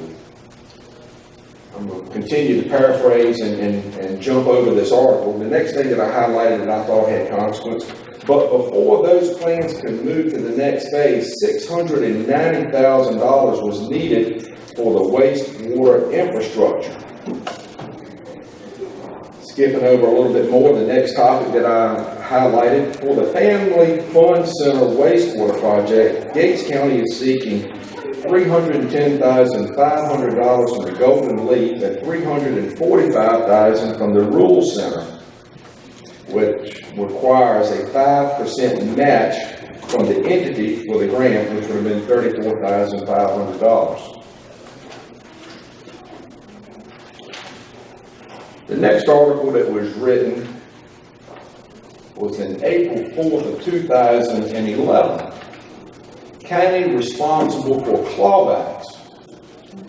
There again, I have jumped over some paragraphs and highlighted what I thought to be important. In the contract filed February 28th in the Gates County Register of Deeds offices, Business One has agreed to repay the clawbacks, which would include up to $500,000 at a rate of $10,000 for each of the 50 jobs that are not accepted and or approved by the North Carolina Rural Center. Now, I would assume that in 2015, that Business One is Gates House owned by Meridian Senior Assisted Living. Don't know that to be fact, I'm just making an observation. However, Business Two has and will not agree to repay the clawbacks, which could include up to $200,000 at a rate of $10,000 for each of the 20 jobs that were accepted and were approved by the Rural Center. I would also observe that Business Two was the Family Fun Center that never materialized. The caveat to all of this was the land that was bequeathed to the county at the sum of $33,333.33 for 3 acres that now is where the Gates County Library sits. That was worth $100,000. But there's still $100,000 sitting out here somewhere that's floating. The fact that the county may be on the hook for up to $200,000 has caused some measure of unrest among county citizens that have contacted the index in regards to the contract. Well, $200,000 is $100,000, the best I can figure today. This was a quote in the same article from then County Manager Chappell. We will have the ability to expand the project. I would assume he's referencing the wastewater project. We can also limit it in some of the grants don't come in and are partially funded. The engineer designed it that way for this purpose. Then he goes on to say about the tax burden shouldered by the citizens, which that's 94% of the county's property tax. More reasonable ratio would be 75% for the homeowners and 25% for commercial properties, of which I don't see at this point in time that 25% coming to fruition. Article 3, done on November the 11th, 2011, was titled Wastewater Treatment Q&A. The headline was, Gates County officials have been peppered with questions as they move forward with several capital improvement projects in the county. Again, this was between Mr. Cal Bryant, Chairman of the Board Twine, and County Manager Chappell. First item I highlighted was a quote from Mr. Twine. When we started the project, we received a Golden Leaf grant to perform a feasibility for the study. I would assume that feasibility study was the one that was done back in 2008 that the Golden Leaf gave the county to see where the project would be most located, and I think Tar Heel area was a target. and then it came back to this core area that we are now. But as we keep going along, a question was asked, and Mr. Chappell answered the question. The question is, what is the projected cost for this sewer project, and what grants are being sought by the county to help offset those costs? Mr. Chappell commented, if we can get a $3 million system and it costs us a couple of $100,000 of our own money, that's a deal. We're already $100,000 in the hole. This goes back to a comment that Commissioner Twine came back with when Commissioner Felton made a comment about the impact to the county and the feasibility of the sewer system. That I think Commissioner Owens made the comment that this will impact the whole county greatly with the economic development. Mr. Chappell quote, and I quote, the feasibility showed that if one day in the future you want to have countywide sewer, you'll have to isolate it based on population density anywhere in the county. So my rebuttal back to the comment of Mr. Owens about this is going to be good for the county, that's in black and white. It tells me that for it to be feasible to the county, it's going to have to be isolated to the town centers for it to be an impact. Then a question was asked. There's a contention that Kim Old is using the county and its wastewater project to improve the value of his property. What would you say to that? Mr. Chappell, the very first line, the way that question is framed is that Kim Old is looked at as a parasite on the county. Can any of you tell me today where Kim Old is? I don't think he owns the property anymore. I think a parasite does his damage and moves on. A couple of more comments.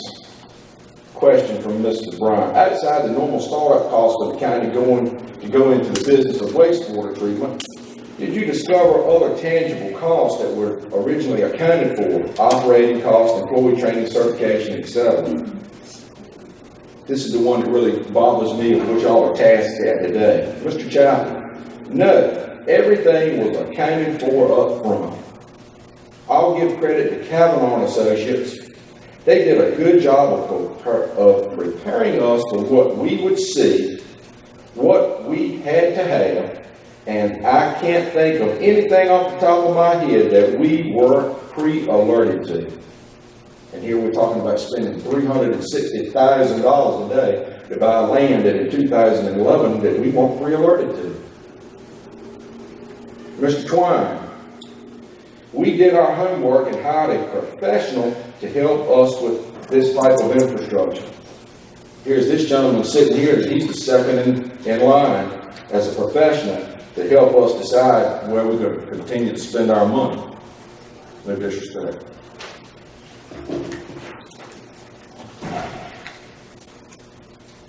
December 14, 2011, Golden Leaf Grant Award. Gates County officials of their approval of a $200,000 grant for the US 158 Economic Development Project.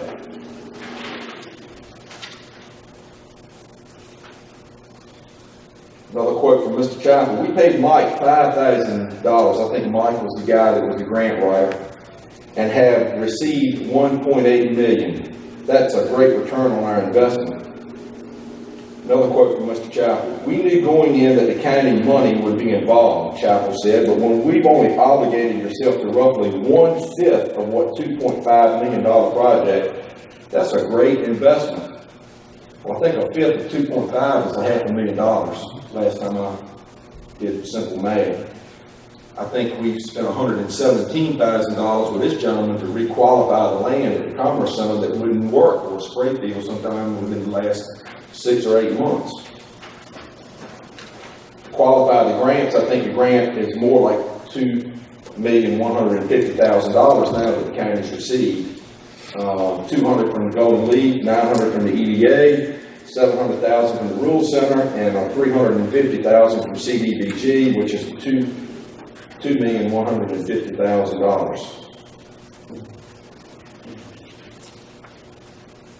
Jumping ahead a little bit to December 21st of 2014, another article, wastewater options explored. Really didn't have a whole lot of things highlighted there other than the opening statement. Is the answer to wastewater woes at Merchants Commerce Center to look at other options to handle sewage connected to expanded growth in that area. Wastewater woes. That means a lot to me. Wastewater woes. I live in Drumheller. I don't live on 158. July 23rd, 2015, Sprayfield site shifts. We looked at a 55-acre tract. It looks more promising than the tract we were on previously.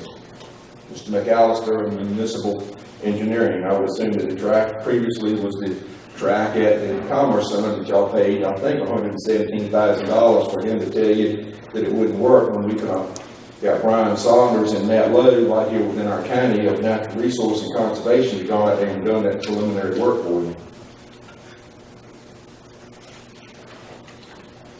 Now, this is where the rubber meets the road. Total project, which includes the already completed phase 1, is now estimated at $3,607,695.25. Original project budget of $2,527,450. That leaves a shortfall of $1,457,695.25. Not counting the $341,500. I misspoke when I said $360. I'm going to give y'all the benefit of that and not spend as much money as what I implied.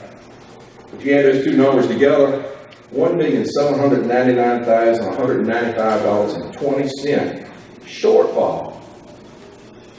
That I go back to an article that if we can get a $2.5 to $3 million project for only a couple $100,000, that's a good deal. Tell me where a good deal is in any of this that I just spoke to y'all about today. Not opposed to growth, not opposed to making things good for the citizens in this county. But one of y'all are going to wake up and realize that this albatross has no wings. Thank you. Thank you. Next.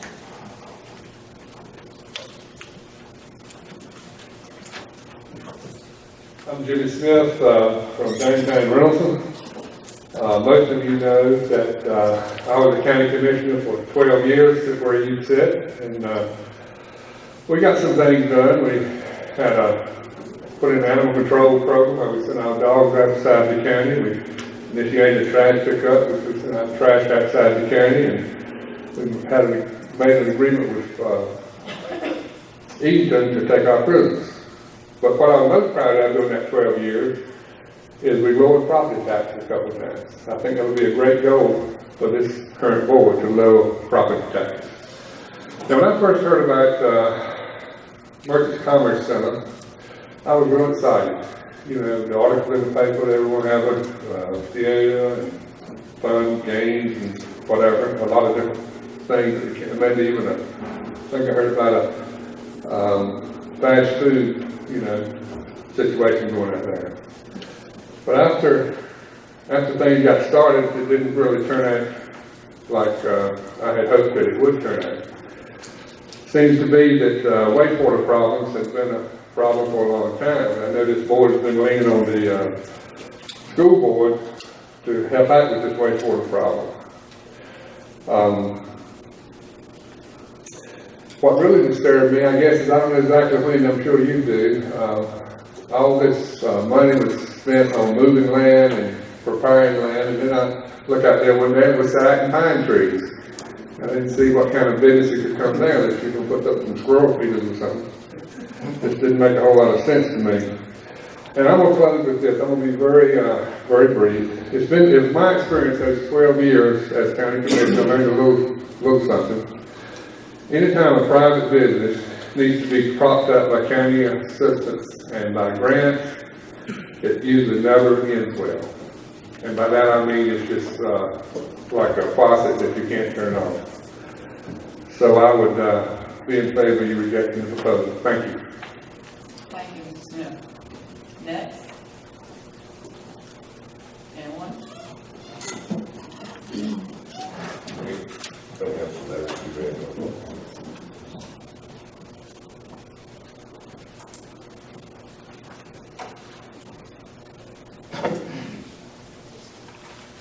thank you, Board of Commissioners, for all that you do to help the county. Hello, everybody. My name is Ann Hannon, and it's 66 Middle Swamp Road. And thank you, Commissioners, for all that you do for us in the county. I'll try to be brief, but I do have a few thoughts. On 28 September 2015, there was a comprehensive land use meeting in the community center. It was for the citizens to go and to hear what the presentation. It was about future growth and development through comprehensive planning. They talked about these types of soil and wetlands and little bits of things, but we didn't really come up with anything conclusive. It was just like just a little introduction into what would be coming in the future. And so at this meeting, there was a speaker, a gentleman, and he was from Wilmington, North Carolina. And he looked at us and he said, you know, Gates County is one of 17 of the most poverty-stricken counties in North Carolina. And so we digest that in. And then he says, and there are only 11,000 of you here. Just 11,000 people. And so it makes you start to click in your mind, 11,000 people, and we're totally poverty-stricken. So how are we going to, big ideas are wonderful.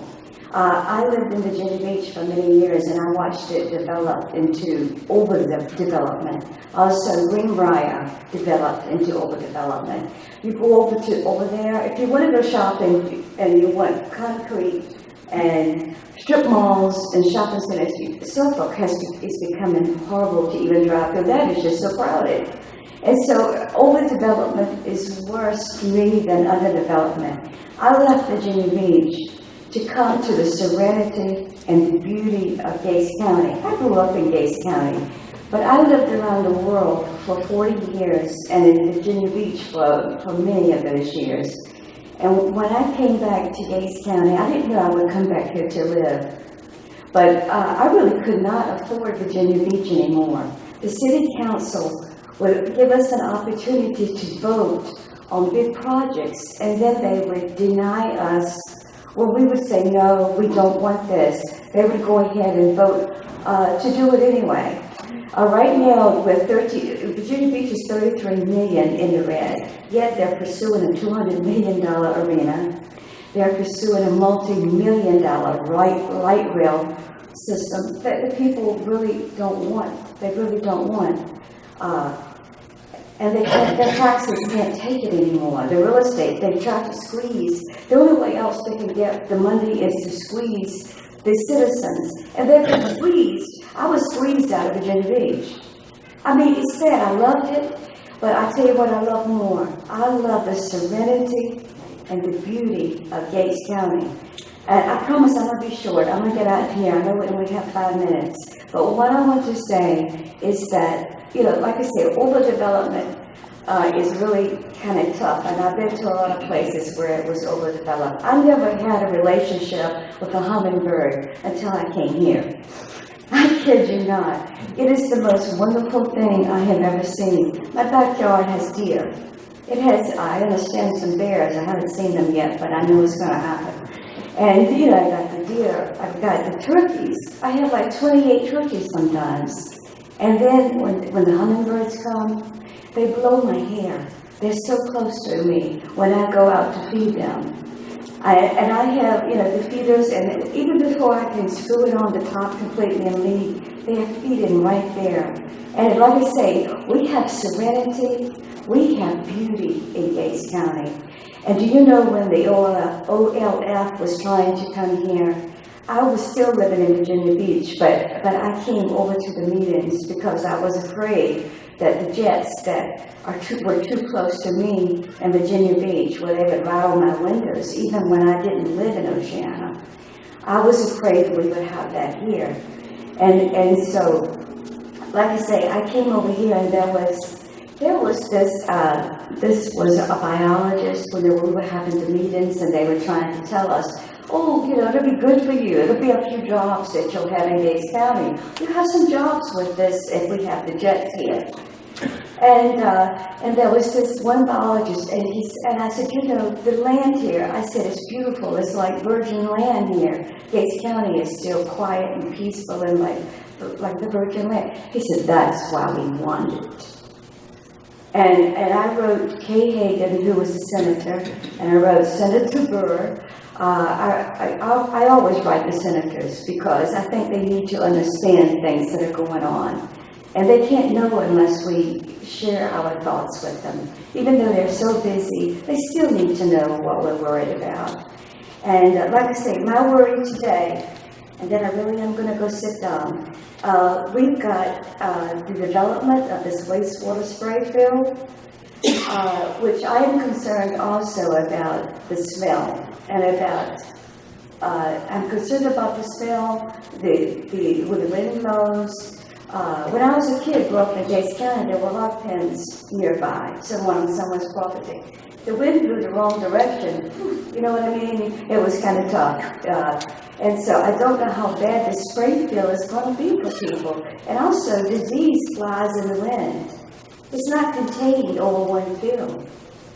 And anyway, development of the water spray field, the $19 million new school, the development of a senior center. I know these are not subjects today. It's just they're examples of what I'm worried about. Right now, property taxes are due, and I have to go. I'm a senior citizen. I'm almost 70 years old, and I live on a fixed income. And I like to pay my taxes. I'm going to go take it from my savings. When I go write that check to pay my taxes right now, it will be out of my savings. And so what I'm saying, I'm poor. I'm part of the poverty-stricken ones that are in Gates County, but there are some people that are worse than I am. And so I have to consider their feelings also, because I know how hard I have to work to pay all of my bills, to meet all of my commitments. And I'm concerned also that a lot of the people, like I say, who even, I'm very poor, but the ones who are less fortunate than I, how they would even pay higher property taxes, which would have to come if we do all of these projects. I mean, that's my concern. And I just hope that you will think of all of us before you do these big projects, because some of us just can't afford higher property taxes. And I do thank you so very much for your patience in letting me speak today. Thank you. And thank you. Anyone else would like to come to the podium? I believe we have a couple of letters that have been sent in. You must sign when you have a letter. Do you want it read or are you going to speak?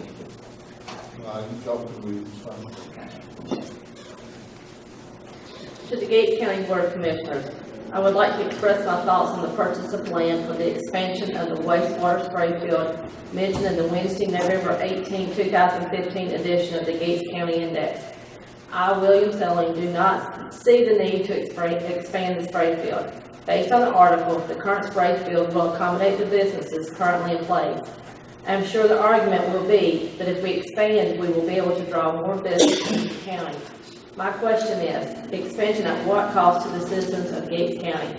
Why is the developer not incurring some of this cost? I would assume the developer would be the one to benefit for the development of Merchants Commerce Park. I think the citizens of Gates County, including me, should be informed of the vision of the board has for our county. Years ago, the commissioners decided that Gates County was an agricultural community with farming and forestry as the main sources of income. Today, I would concur. We are still an agricultural community. I agree we need infrastructure such as a sewer system in the county if we want to attract industry.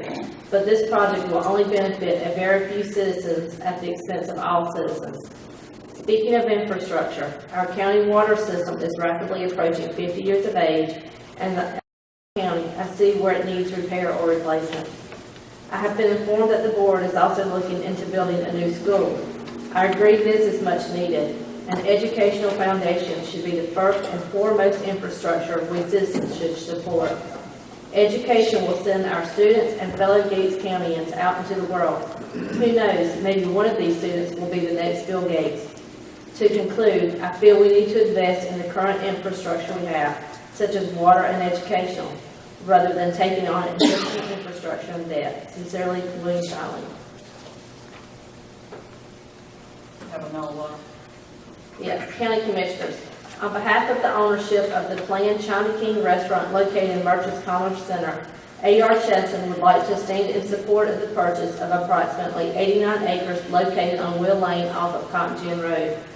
From our construction standpoint, it has been a challenge for our client to have continued willingness to pursue this project without the availability of sewer in the Commerce Center. Without this sewer availability, our client will have no choice but to install an individual septic system, which will cost several thousand additional dollars. Thankfully, our client is, nonetheless, determined to move forward with this endeavor. However, with the cost of private septic left on the owners to bear, every potential business with sites on the Commerce Center may not be as determined. For this reason, we find it imperative that the county move forward with the construction of the spray field. As we are now in the middle of the design phase of our project, the construction of the spray field may not happen in time to benefit our client. However, sewer availability will no doubt benefit the county as the Commerce Center will become more attractive to prospective businesses. Thank you for your time. Chris Morris, designer with A.R. Chesson Construction Company Incorporated. Does anyone else would like to speak? Seeing no movement, do I have a motion to come out of closed session? So moved. Second. Motion's been made and properly second. All those in favor say aye. Aye. All those opposed. I believe we take this up, but I don't know if the business. At the present time. Okay.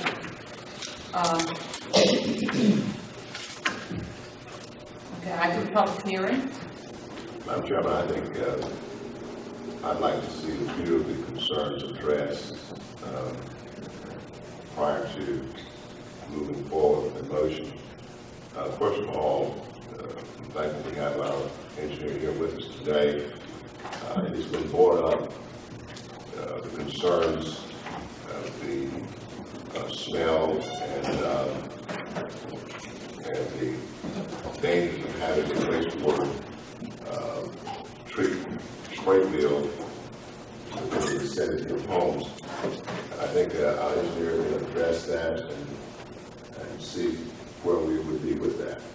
Well, let me first address the comment made by Deputy Jordan. The term open septic tank is incorrect. This is treated wastewater. This is not a septic system per se. This particular system will have an advanced waste treatment system in front of it before it goes into the lagoon. The water that will be sprayed on the land, which will not be in the entire land at one time, it will be in zones, is chlorinated and disinfected before it goes on there. So this misnomer about the germs and so forth, all of that is incorrect. As far as the proximity to the land or to the houses, there are setback requirements that are set forth by the state. 150 feet from any property line, 400 feet from any home.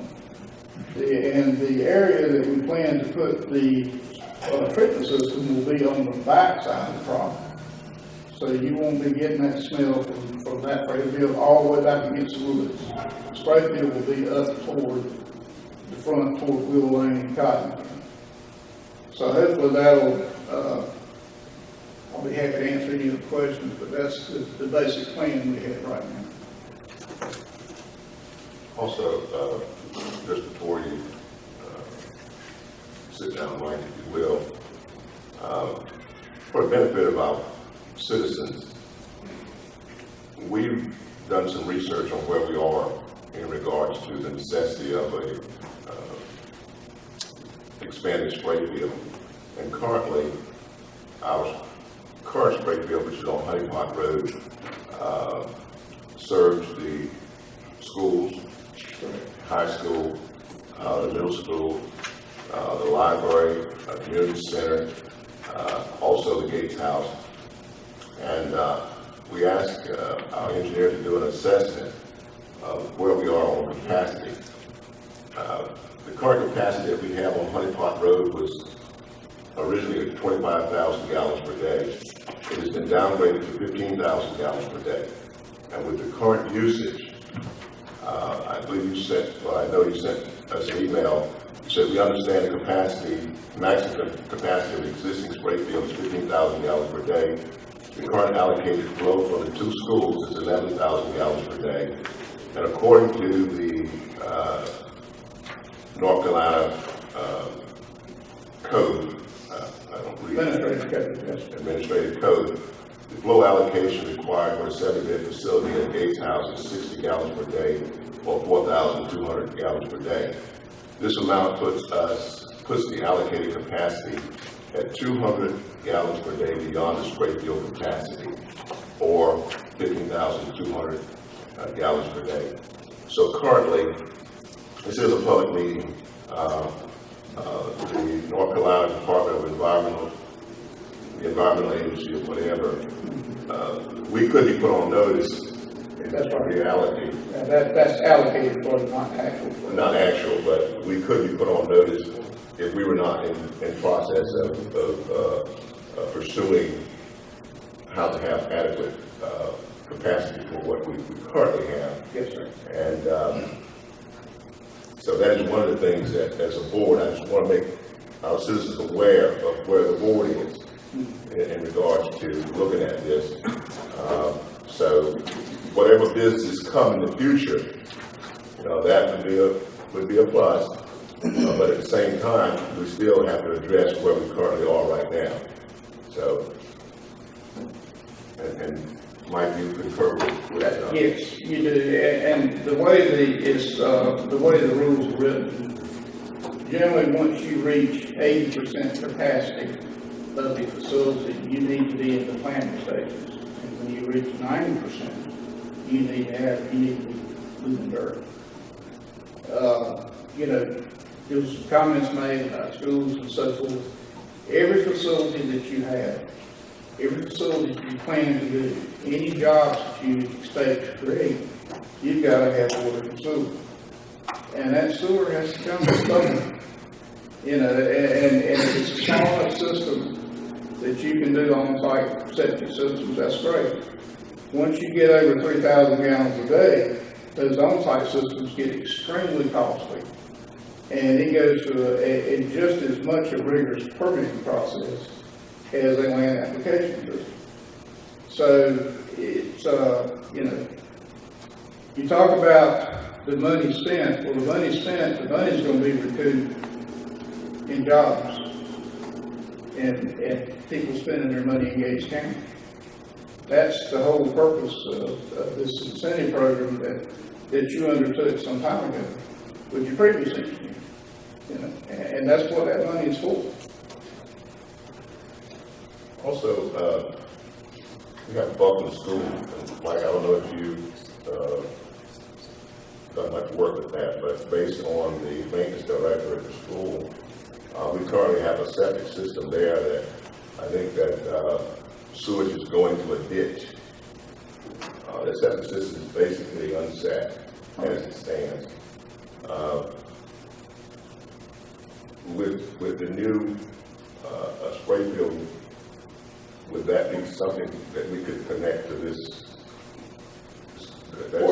Where is Buckland? Well, it's at the end of Cotton Gin Road. Okay. You go to the other end of Cotton Gin Road and maybe not even a quarter of a mile. Yes, sir. It sits right. It could.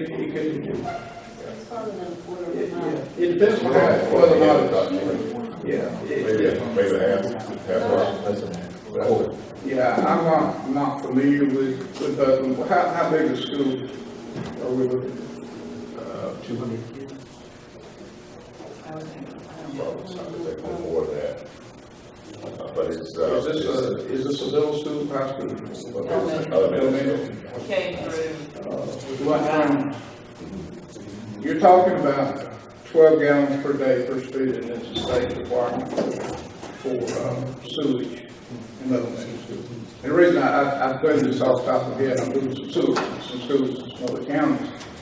And you could do that with on-site, but you could also, it may be cheaper to take it to this new spray kit. It would need a cost analysis done to see which would be cheaper. Just, Mike, just put out a couple of facts, and if you could elaborate on it a little more in detail. Our school, high school, and the middle school have been on that septic system for a long time. Yes. Along with the Department of Corrections. Free of charge. Free of charge. We inherited the sewer from the Department of Corrections because they were shutting down that facility. And we had no choice to start to take it over and overseeing it because of our two schools. Unfortunately, we found out at a later date the condition of it. It had not been maintained. And we're not talking about the county, we're talking about the Department of Corrections. It had not been maintained properly.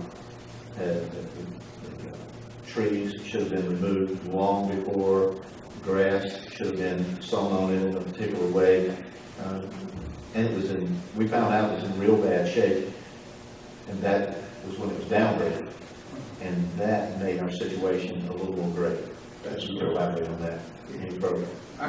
The first time I came up and looked at the site, and I see Timmy said I give it back, I was a little bit surprised at how bad it was. And the ground was quite spongy. The spray heads along the wood lines were cut off, mainly because it was running in the wood. You can see where the water was channeling off. It had just been oversprayed to the point, over the years, it was just not functioning like it should. And to Tim Hatchett, to his credit, they've done a lot of remediation work that has got that thing looking much, much better. And I was out there with the state when they did their inspection. Well, it's been about a year, 10, I think. And they were quite impressed with the difference that had been made. So, you know, the county has made quite an investment out there in that existing system to try to retain what storage you do have. So, you know, that was something that had to be done. So I did want to get that out there and give a better understanding to the public that we find ourselves in that situation, and we find ourselves in a situation where we have to do something to comply. And just to give another fact out there, the cost for the assisted living facility to attach to our sewer was $19,000. Is that correct, Matt? I think Timmy can verify the connection fee. It was 19, I'm pretty sure it was 19. Impacted. Yeah, impacted. Anyway, I just want to put that out there that it's, to the users, there is a cost, and it's not minimal. It's not free. Chairman, I'd like to speak to the concerns of a few of these that had courage to speak in here this morning. Speaking first to Robert, he was the first one in here, and I hope you don't mind me saying so, because it's public knowledge anyway, public record. Your property right now is valued at $211,226, and I agree with you, that will go down. And speaking of the impact that this would have on your house, and Mr. McAllister said, well, don't worry about it because it's a buffer. Well, that buffer is there for a reason, and that's because this thing would have an impact. The buffer is supposed to kind of minimize it, but it does. Chuck spoke on a lot of issues and brought up some things that have been going on for years, a long time before I got in here, and they're all very valid issues in there. And I think you'll find it very quick in here for people to admit mistakes were made. But do we continue to follow and make these same mistakes over and over again? And the clawback, that's a very interesting situation. I never have got a real good clear picture on all of those, but a lot of them were relinquished in exchange for the property for the library, and that was correct. And well, just too many points that you brought up for me to go through them right now, but they were all valid points, very good points. And Ann brought up a very good point in here too. People move to Gates County because they like Gates County. If they wanted to live in Virginia Beach, they moved to Virginia Beach. If they wanted to live beside a shopping mall, they moved to Chesapeake. Most people that live in Gates County are here because they want to be here. And the fact that you have to drive 30 minutes, 60 minutes to get to a shopping center, no big deal. You go and turn around and come back home. And the quietness, the serenity of the county is very important to a lot of us. And we might not want to see our Hilton put up there over here. Then Village Island letter was also very, very interesting, and it brought out the point that, well, he and Chuck both brought out the point that, one that I have made in here several times, that, and I will be rebuffed again today too, that's okay, that this project, which is approaching $4 million now, is to benefit one property. It's not. The property is owned by a person not a Gates County citizen, but it's to benefit one property. There is no other plan for it to hook on to anyone else's property. We had a letter from Mr. A.R. Chester, which of course he's a builder, and his interest is money. He's going to be building the project. And his was concerning the hookup for the property where the sign like that says Chinese restaurant coming. Well, that cannot be hooked to our system. Our ordinances say it is not, there is no way that can be hooked to the present system or any expanded system, because it was put in as a minor subdivision, which was improper, but it was. And so that has nothing to do with anything. That cannot be added to it. And said that he would have to put in his individual septic system. Well, everybody in the county has an individual septic system except for this one private development.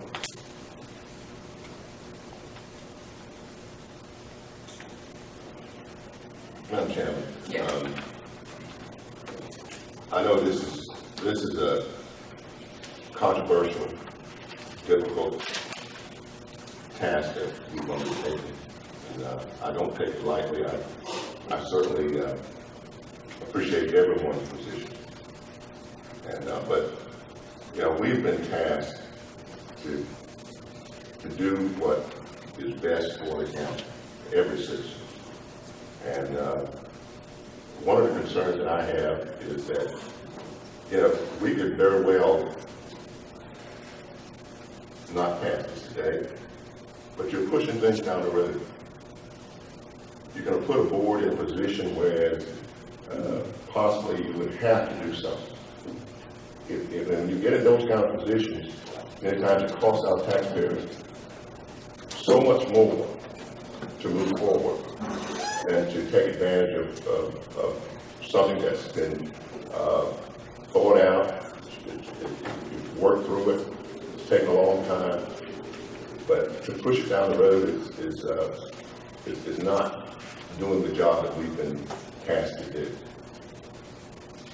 As far as property values, with this spray wheel, we've got our tax administrator here. I think she's more of an expert to determine where the property taxes will fall based on a spray field being located in that area. And I'd like to hear Kathy's opinion of how this would affect the property.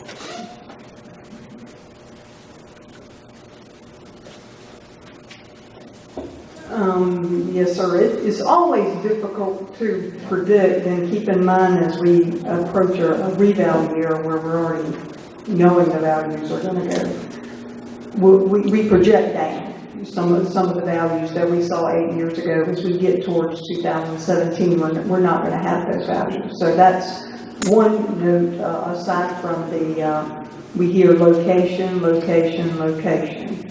that drives the market. If I'm buying a house, and I'm from Chowan County, we had this situation that occurred with the spray field, and there were about the same number of dwellings related that did suffer some valuation issues. Some of them were older dwellings, but some of them were your, traditional ranch style, $200,000, $190,000 homes that they did quite truthfully suffer based on location. Now, Chowan moved forward, and that's a different animal, but it's all about location technically with regard to property value. In addition to, like I said, as we approach, that reval time, we're going to already see some percentage points decrease. And how much, if it's 13% decrease, we don't know in terms of what we've seen with surrounding counties. With revals, Chowan, of course, 13%, with reduction. Pasquotank on a higher note, Camden much the same. So we're already, I'll say, we know from a tax appraisal from that market base, we're going to be struggling with that. But it's all about location. Would one buy a house in close proximity to the spray field? Perhaps, perhaps not. Those things do drive the market from that standpoint. So it could suffer, or it could have no bearing. In the case of Chowan, quite truthfully, it did with that location. As I said, there were about 6 to 8 dwellings in that round where they selected, where the county put their spray field to accommodate the town of Evanston, of course. But that's just on my personal experience. But it does drive the market. It reflects that in terms of the willing buyer coming to that location to purchase a home. It is a factor. I would be, misleading everybody if I said it was not a factor. So. Thank you. Okay.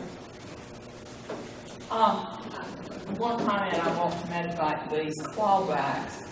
I believe they are already covered, with Gates Heights and Credit Union adding the call center to the grants. 70 jobs. Yeah, that we've had the 70 jobs, so that's on the table. They have been met. That I just want to get that fact back there as well. That's all Mr. Jordan read. I'm sorry. Yes, sir. I understand this is a public meeting. The gentleman there, am I allowed to address him now, or do I need to ask him to see him outside? You can address the board. I can address the board. Okay, well, come out to the podium. I mean, we're trying to be as open as we can. Okay, so I can just only address the board. Well, how about if my property value is $211,000, I sell that to the county, and then you can open up a welcome center. Thank you.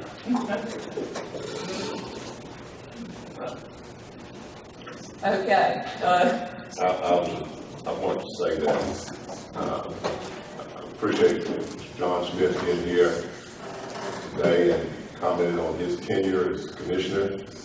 And I was very aware of those changes that you all brought to the county in regards to animal control and water.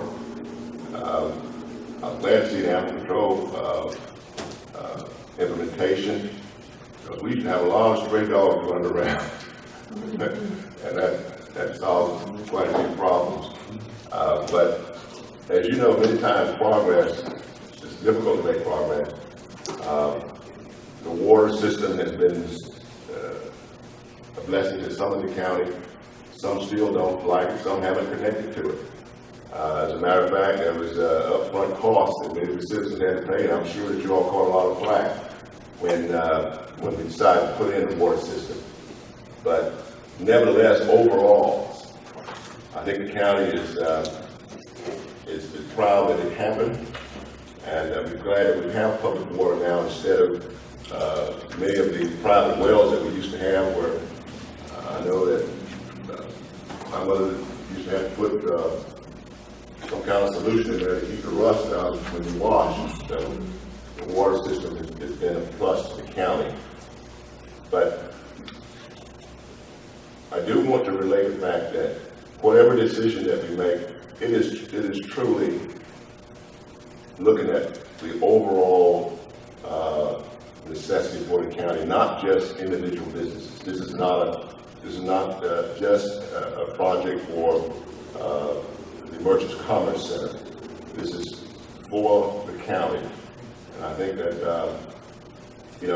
we've done quite a bit of discussions, and we thought this thing through. It's taken us nearly 6 years to get where we are, and it's not been easy. And certainly, I can say for the board, and I think that all of the comments that have been made, we take them very seriously. But at the end of the day, when the decision is made, it's going to be for the best interest of the county, as the way we see it. And certainly, we've got to live with it just like every one of the other citizens. We pay taxes just like everyone else. And so, I leave that with you, and I ask that you take that into consideration when you evaluate what the result is. I'd like to address Jimmy a minute too. This is Jimmy, not John, John's brother. Jimmy, were you on the board when the water department was created? Yeah. Do you know approximately what year that was? Been 30, 35 years, something like that. Be in the early 80s, late 70s, early 80s. Okay, so approximately 35 years. So. And I think, Tim, you probably know these figures a lot better than I do, but during those 35 years, the water department operated very efficiently and had put away somewhere between $2 and $3 million reserves for the benefit of the water department, because obviously after 30 years, things are going to start breaking down and need to be replaced. You have to replace pumps and tanks and water plastic lines. I know we're giving away now, you didn't give them away. And that was a good reserve set away. We've done it phase, phase 1, phase 2. And it's a lot, and I should know the figure, but I do not know. A lot of that reserve money has now been used to support this sewer system. So it is no longer available for the water system. Is that correct? Not as much as I was expecting initially. I believe what's come out of general fund for this project was split 50-50 between enterprise and county general fund. I think that's correct. And as far as an accurate number, I'm not 100% sure. Sandy might be able to shed a little closer light to that. Sandy, do you have that figure? You have it in your, I provided you all. Yes. Spreadsheet. Yeah, I know it's on here. no, if you get in the information that's provided in your packet, it doesn't have a page number on it. So whatever the figure, I was just saying that the money that the water department has put away for their benefit has been cut considerably to support the sewer system. I have a question for Mr. Hedgepath. As right now, the capacity, I believe you said it was 15,000. What percentage are we running? He's referring to the state mandated. As I know, state mandated, but what are the actual figures of what we're running? Without having it in front of me, in the last few months, we have tipped over 100% on certain days. On average, we're running, I'd say, 85%. So we're at the point where the state's getting ready to start asking questions, and that refers back to the I&I issues. This also because there's a lot of stormwater going in it. Well, I don't think it's stormwater, I think it's groundwater. And that's what I spoke of in the previous commissioners' meeting, said we're going to have to get a company in to do a study to try to figure out what the I&I issues are coming from. And Gates Heights, I think now has maybe 30 patients.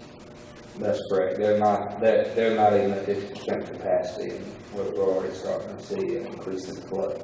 And that was one of the things that's made it so hard to determine I&I versus flow issues, because they were added on the system off of a projected flow, off of a running annual average from previous like systems or like facilities. When we found the I&I issue that we identified with the camera, we had that repaired, and as they were constantly adding on or adding members at the Gates House, so their capacity is steady going up and increasing. So we're at the point where we're gonna, something's gonna have to be done. And I know we need to spend some money to try to figure out where the I&I issues are on the current system. We are getting to the point capacity-wise where the state's gonna start having something to say and potentially can over these issues. And, we, of course, if we build a new middle school, which, you know, if we have to build a new middle school, that capacity, because you have to come up with current codes. I know Seminole doesn't have the facilities now that a new school would have. So with the capacity of that building increase. It's hard to say. Your efficiency plumbing spigots should decrease the amount of influence coming from that school, but like I say, that's theoretical. It's probable, yes. I believe, Mike, well, did you say now it's 12 gallons per day per student? That is the state. That's the state regulation. Now, what I will tell you, I'm working on a couple schools in a different location, and with the high capacity, or what I say low flush toilets, energy saving, or water saving faucets and things of that nature, we're not seeing anywhere near that. And the school that I'm working on right now is 1,100 students, 9,500 gallons a day. And that was based off of historical averages of 5 different middle schools. And we're finding, instead of the 9,500 gallons a day, we're running about 1,800 to 2,000. So that'll give you kind of an idea of what new plumbing codes will do for you. But, you know, that scale kind of comes down the smaller you get. So it's kind of hard to say exactly what you will get. And I'm not sure, I think the capacity they were looking at building for the gym and all is a large capacity. So you got a gym, you got showers, so that takes that number. And they currently have no showers there and all that. Okay. Let me ask you one more question. If this did not go through today, but looking at the current situation with the schools, the library, and all those things on it, with the rise in capacity at Gates House, with Mr. Hidcap saying 85% some days there, if we kick the ball on a can down the road, how soon do you think we would have the state have us saying we got to have shovels in the ground? Well, based on the actual numbers that he's looking at, and he's looking at I&I numbers, and I think Tim is probably correct, it probably is groundwater. You're not going to be able to keep that can down the road at all, because they're going to be in here pretty quickly. When he starts turning in his DMRs and they start showing that you're averaging higher than on a consistent basis than the capacity of the facility, and that's if you got a good year that it don't rain. And see, when it rains, you can't spray. So I don't think you can kick the can down the road. I think you're too far down there at this point. And of course, if we do not act on this, we would also lose $1.8 billion in grants that we have on the table at the present time, but will not be there in the future. That's correct. Those particular grants, now the economic development grants are still in place, but the $200,000 Golden Leaf grant, I don't think everybody's aware is hanging very precariously.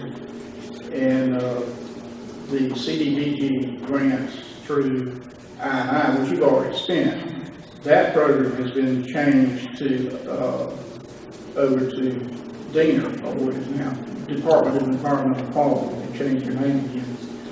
And the Rule Center no longer exists. So that money has been shifted over to Commerce. So that's no longer there either. So you're not gonna be able to get those back. And they are much more competitive now. We have them currently, but we would not be able to get them, you don't think, down the road? If you could come up with some more job creation type stuff, yeah, you could probably get some grants for job creation. But just for infrastructure to accommodate schools and so forth. Okay, anyone else have questions? I mean, we need to get it. From an engineering standpoint, with the groundwater infiltration, wouldn't it be highly desirable to find the source of that as possible? Absolutely. And that would cut down on it. Absolutely. That's something that needs to be done. And Mr. Hedgepeth, is it true that you have located some of the problems? Infiltration, water infiltration. Have you corrected some of those problems? Yeah, some of those issues have been found. There was one spot at the middle school I found that was a discharge cleanout that had been mowed over and not at the end of the football field where all the gravity water flowed to. The tap at the assisted living facility or Gates House, there was an issue of infiltration there that we found through camera that has been repaired. The very first repair, which was actually done off of warranty work, were stub outs in the corner manholes at Commerce and Sony and the inline by the library where they had grouted up the stub out to continue on future expansion, had blowed out and was allowing groundwater to come in. So there are 3 major repairs that's been made to that system. And just one follow-up. Are we certain that everything ill-approved is sealed off? No. That may be a place you want to look.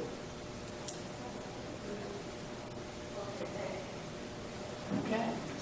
Any additional questions from anyone?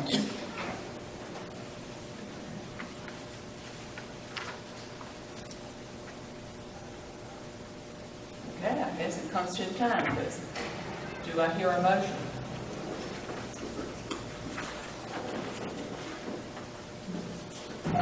Mr. Chairman, I'll make a motion that we proceed with the purchase of the land for the spray field. Okay, a motion has been made to purchase the land by the PIN number 01-00371 for the use as a spray field for the wastewater system. Do I hear a second? Second.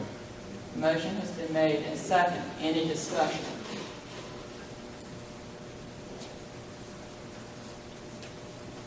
Speak now and forever hold your peace.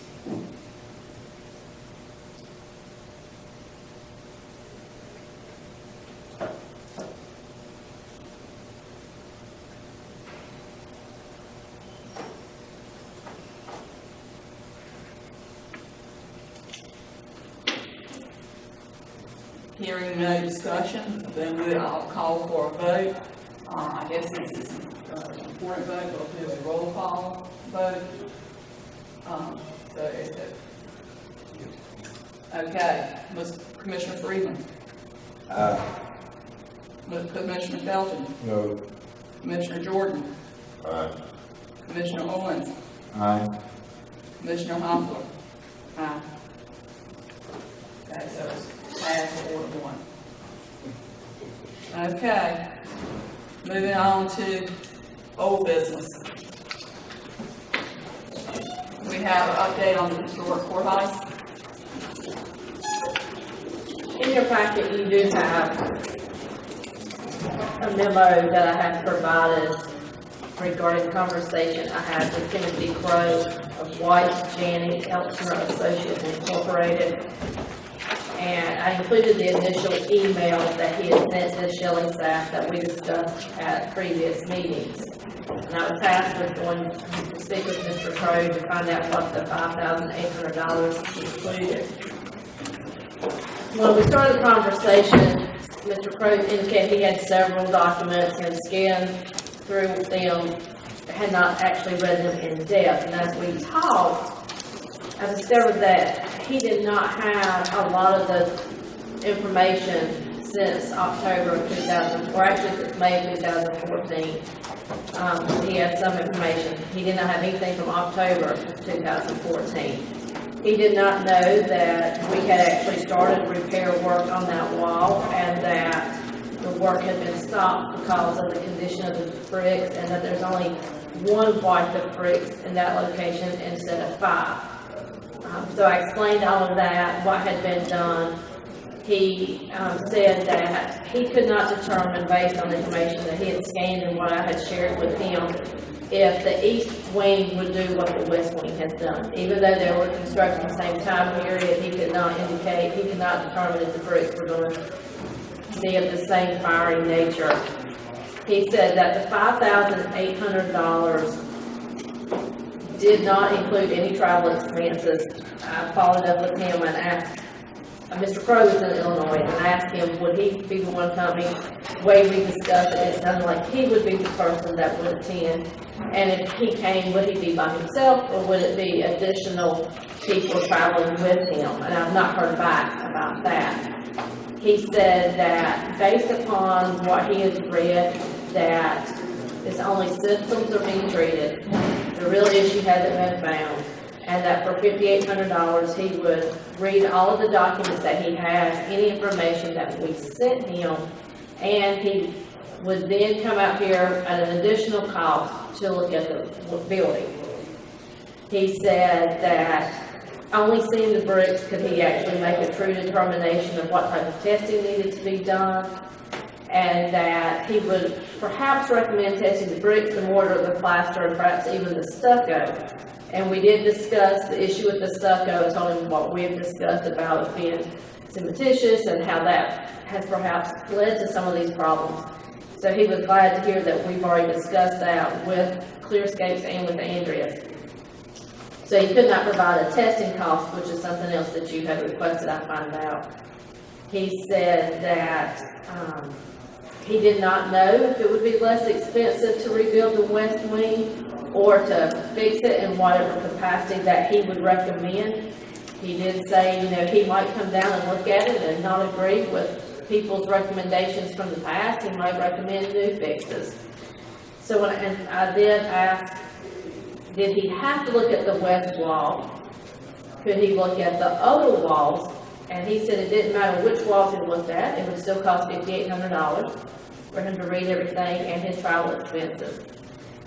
So in summary, $5,800 plus travel expenses, plus any expense incurred if the contractor is needed, and it includes the reading of documents that's provided and things to be provided, a visual inspection of the building, and recommended testing. Does not include the cost of the testing.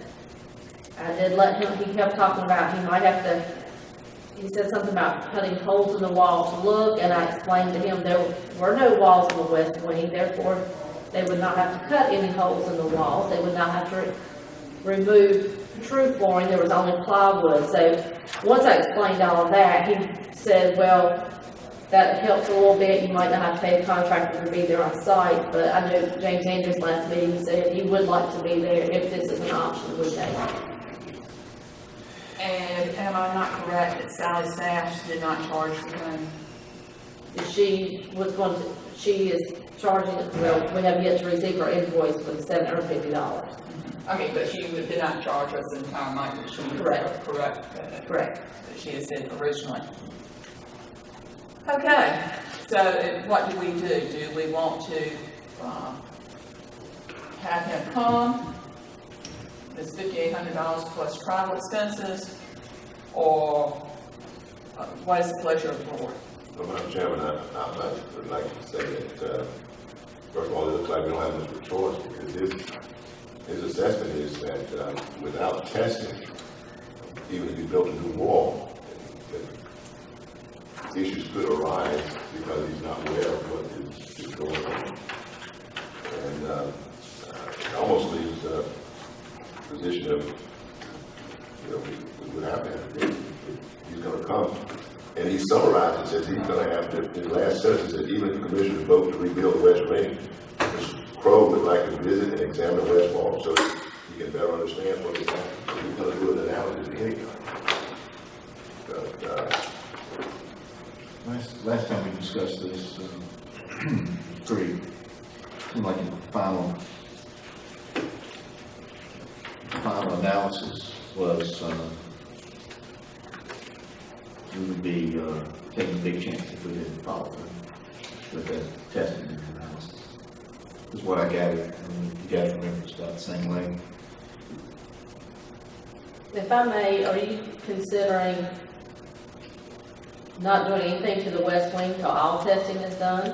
Or could it be that, and I asked when he was available, and he did not indicate that either in an email, but could a decision be made on what to do with the west wing if you decide not to,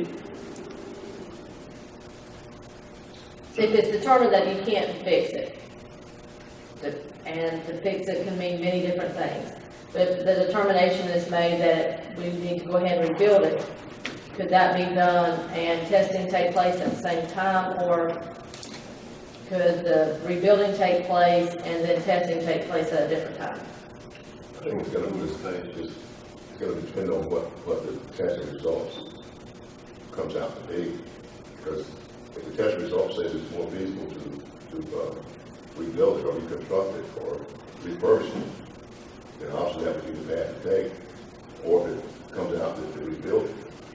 So I think both of those options, based on the results of the testing, to rebuild or construct, but it would all be based on the results of the testing and the result of the recommendation after testing. I just kind of feel that to affirmatively say, okay, we'll do the testing, but we're going to rebuild it, it's really not giving us possibly the best alternative, from the standpoint of just saying that we want to do one, we don't. You have to think about who's going to work in that building as well. So I've had some people tell me that they really don't want to work in that building if the west wing's not rebuilt. Well, Even if it's just fixed.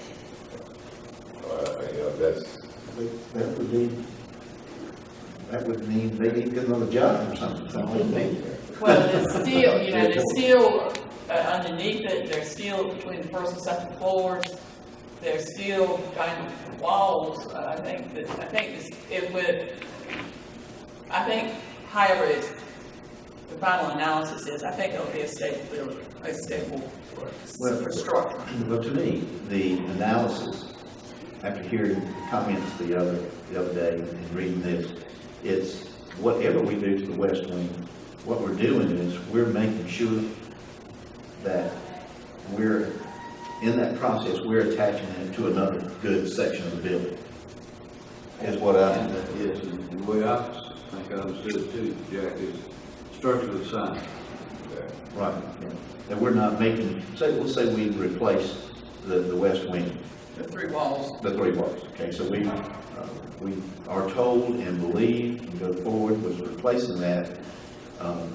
It's going to be new and solid, but if you attach it to something that has a structural issue, then, we haven't accomplished a whole lot.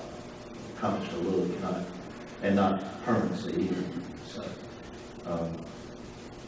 And you can go in buildings all across the country, and there'll be a plaque there that says, the original building was built such and such. This wing was reconstructed in 1974. Crown's Palace, the whole thing to reconstruct. This is not uncommon for that to be the case. Okay, we need to have a decision. Chairman, I would make a motion that we move forward with the testing, and based on the results, we move forward with new construction of the west wing based on recommendation of the analysis, if you will, or reconstruction of existing based on their recommendation. In other words, the outcome of the test and their recommendation would dictate which way would be the most feasible to go. We'll have to look at the economy of it too. It might be possible to do it both ways, it might be cheaper to do it one way than the other way. All right, see if I understand that. Well, I mean, Right, if it's, he says, yes, you can fix it, but it's going to be a very expensive process, or you can tear down your 3 walls and build it back cheaper. Most feasible. Yeah, the most feasible and economic. And, Madam Chairman, I made this comment in public about a month ago, and I want to say it here if I can. The commissioners have not voted on what offices, agencies, personnel will be in the courthouse when it's complete.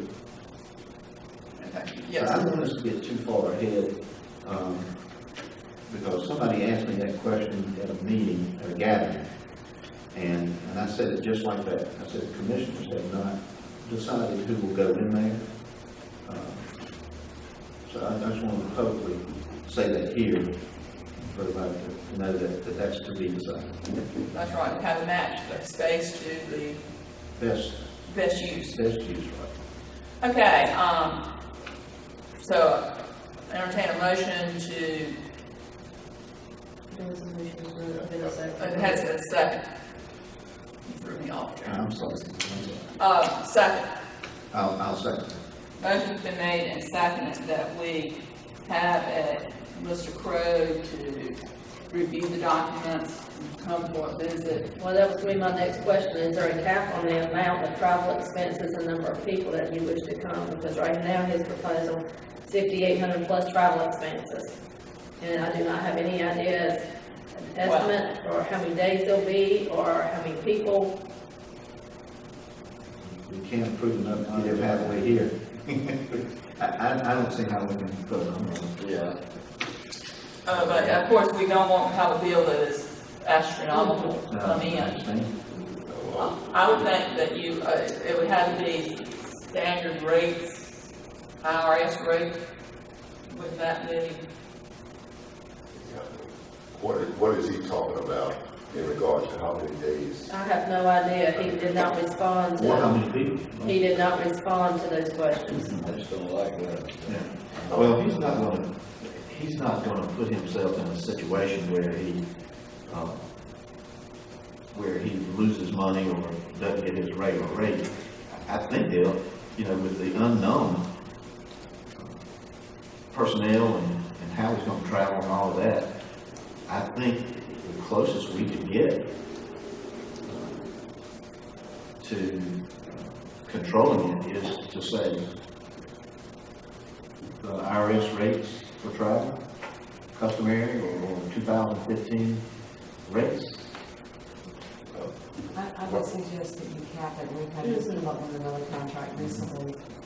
It's really difficult to have an open-ended contract without a cap. You can always go back later and amend that contract. To go in and pre-audit certify and say, yes, there's money available for this contract when the contract doesn't have a cap. You can cap it at 10,000 or whatever arbitrary amount you decide on, and if we get into it, he could give an estimated number, and if we get into it, it looks like we need to go back and amend that, we can do so. Where is he coming from? He's in Illinois. Okay, so we're talking probably what, 800 miles? Well, we don't know if he's driving, we don't know. He's not indicated. And there is an office in Washington, D.C. of the company. Okay. You're looking at about $150 an hour per person from the time he leaves his office until he gets back to his office. No, $1,500 covers him plus any expense. No, it does not. Reading material. No, that's his The cost. $5,800 will not include any travel. So when they start traveling, they're going to want all their expenses covered. Well, That's just for him to read the whole report. but if we approve this for him, and prior to him bringing anyone else, we would ask for him to have notified the county manager and get partial approval from the board prior to doing that. So this would be for him and his travel. And what are we at, 50 cents a mile? How much is that now? It's 7.5, but I don't know. In fact, He needs to give us an estimate when he interject gets this idea if I may? If one of our employees is going to a conference, they are given a piece of paper. And they, And that's based upon our policy. This but is what a I'm- contract right but now. what I'm trying to say is, could we draft a template document, email it to him, and tell him number of persons, travel method, meals, whatever, and let him send that back to us as an approximate, and then we'll set our cap? I mean, I'm good with that as a negotiation. How that number is determined, to me, doesn't matter. Strictly from the finance officer point of view, there needs to be a cap somewhere in how that's determined. I'm just I thinking think if we. $2,500, if we're talking $2,500 travel, plus the $5,800, you're talking about $8,300. Should take care of it and give him possibly 3 days to do it. I mean, that's not you know, obviously it's not accurate, but it's certainly an estimate of what it would take coming from Illinois, and maybe a couple of days of motel, even if you had a couple of people. I mean, $2,500, not to exceed that. In other words, that's not what it is, but certainly that we could cap it at that. And anything above that would have to be approved through the county manager, through the board. Right. And You can get him to accept that very good. But you're talking about a professional engineer, he's not even gonna look at that. so, hey, well, we bring it back to the drawing board, you know, that's what I would suggest. Well, now, he does say in his 5,800, travel, of course, is an additional, but it says the 5,800 includes reading all documents already provided and to be provided, visual inspection of the building, and the recommended testing. So the visual inspection of the building, I mean, that's a part of his daily rate. I mean, that's already included For him. for him. And he might, maybe he is one-man show. Well, Commissioner Jordan, what number did you say? I said, 2,500 plus 58, which is actually $8,300. Well, if Commissioner Jordan is saying $2,500, and Commissioner Felton is saying he won't come for that, and that's a good number. Let's send it to him, and maybe he'll say 26, or he'll say, I mean, I want to give him a number where he's going to come and say, man, I'm going to have all this extra money. I'd rather give him a number. We have two commissioners, one feels it's fair, and one thinks it's not enough. That's a good number. I mean, so let him come back with a different number. Whatever he stands. Yeah, I would say do something like that, or ask him, send him some document, asking him to tell us what his travel expenses are going to be. Well, and We have already good. answered that, but no. What I would like to do is just have a number, so I'm just gonna round it to 85, okay? Say, and that way, when he sends me his travel expenses, if it's less than the 8,500, I can go ahead and sign the contract with him, and we can get him coming down here as soon as possible. Right, that's the only way he'll be reimbursed. Okay. And then, if he comes back and says, no, it's gonna cost me $12,000 to show up for travel, then I'll come back in January. Okay, that sounds like a plan. Do we have a motion? Motion. And it's seconded? Second, I'll leave that. Okay, and will you please restate, we've about thrown out so many numbers. Well, 8,500. Okay. I'll modify my motion. to say 8,500, the second? Second. Okay. Okay, a motion's been made and properly seconded that we offer 8,500 to Mr. Pro to come do the report, do the visualize the situation, and make a recommendation to us. Any additional questions or comments? Hearing none, all those in favor say aye. Aye. All those opposed? Okay. Moving on to Elections job description. There was a misunderstanding by the Board of Elections about what was requested, so they do not have the job description. They did feel that the ones that were provided were too much for Gates County, and that they will be revising them, and I have asked that I have them by December 18th, so you will have them for the January 6th packet. Okay, so that's tabled until January 6th. Okay, so table to January. Okay, next, moving on to new business. We Before have, we do that, Madam Chairman, just for old business, I had a citizen that called me concerned about the bushes between the library and the assisted living facility and who is responsible for them. And he was looking at it as a matter of a safety interest in case someone gets assaulted on that library ground with sunlight because nobody can see it. And I told him there was still some question as to who had responsibility for that property. He happens to own an excavator. He said if I go out there tomorrow and start excavating that property, somebody's gonna holler at the island. That's a picture of it right there. He suggested it, but he would just say, I can go out there and level the place so you can see it. That's it right there. There's a tree you're talking about in here. oh yeah, I agree, it's an eyesore, but it is a concern of people because the library is open till 8:30 on Wednesday night. Of course, even it just being open at 5:30, it's dark when you walk out of the library at that time. It's a good place, I mean, people do not have a visual, it's not visible. I think we determined that It wasn't that our property is property. not on the library property. So therefore, it is on the nursing home property, assisted living property.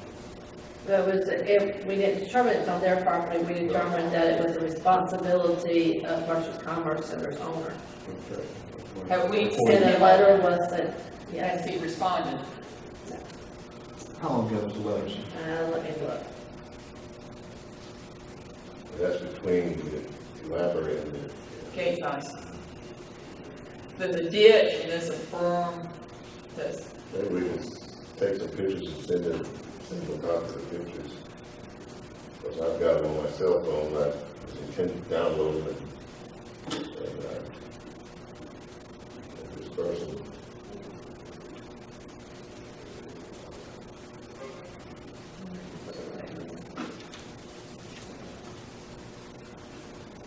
well, certainly I think we need to revisit.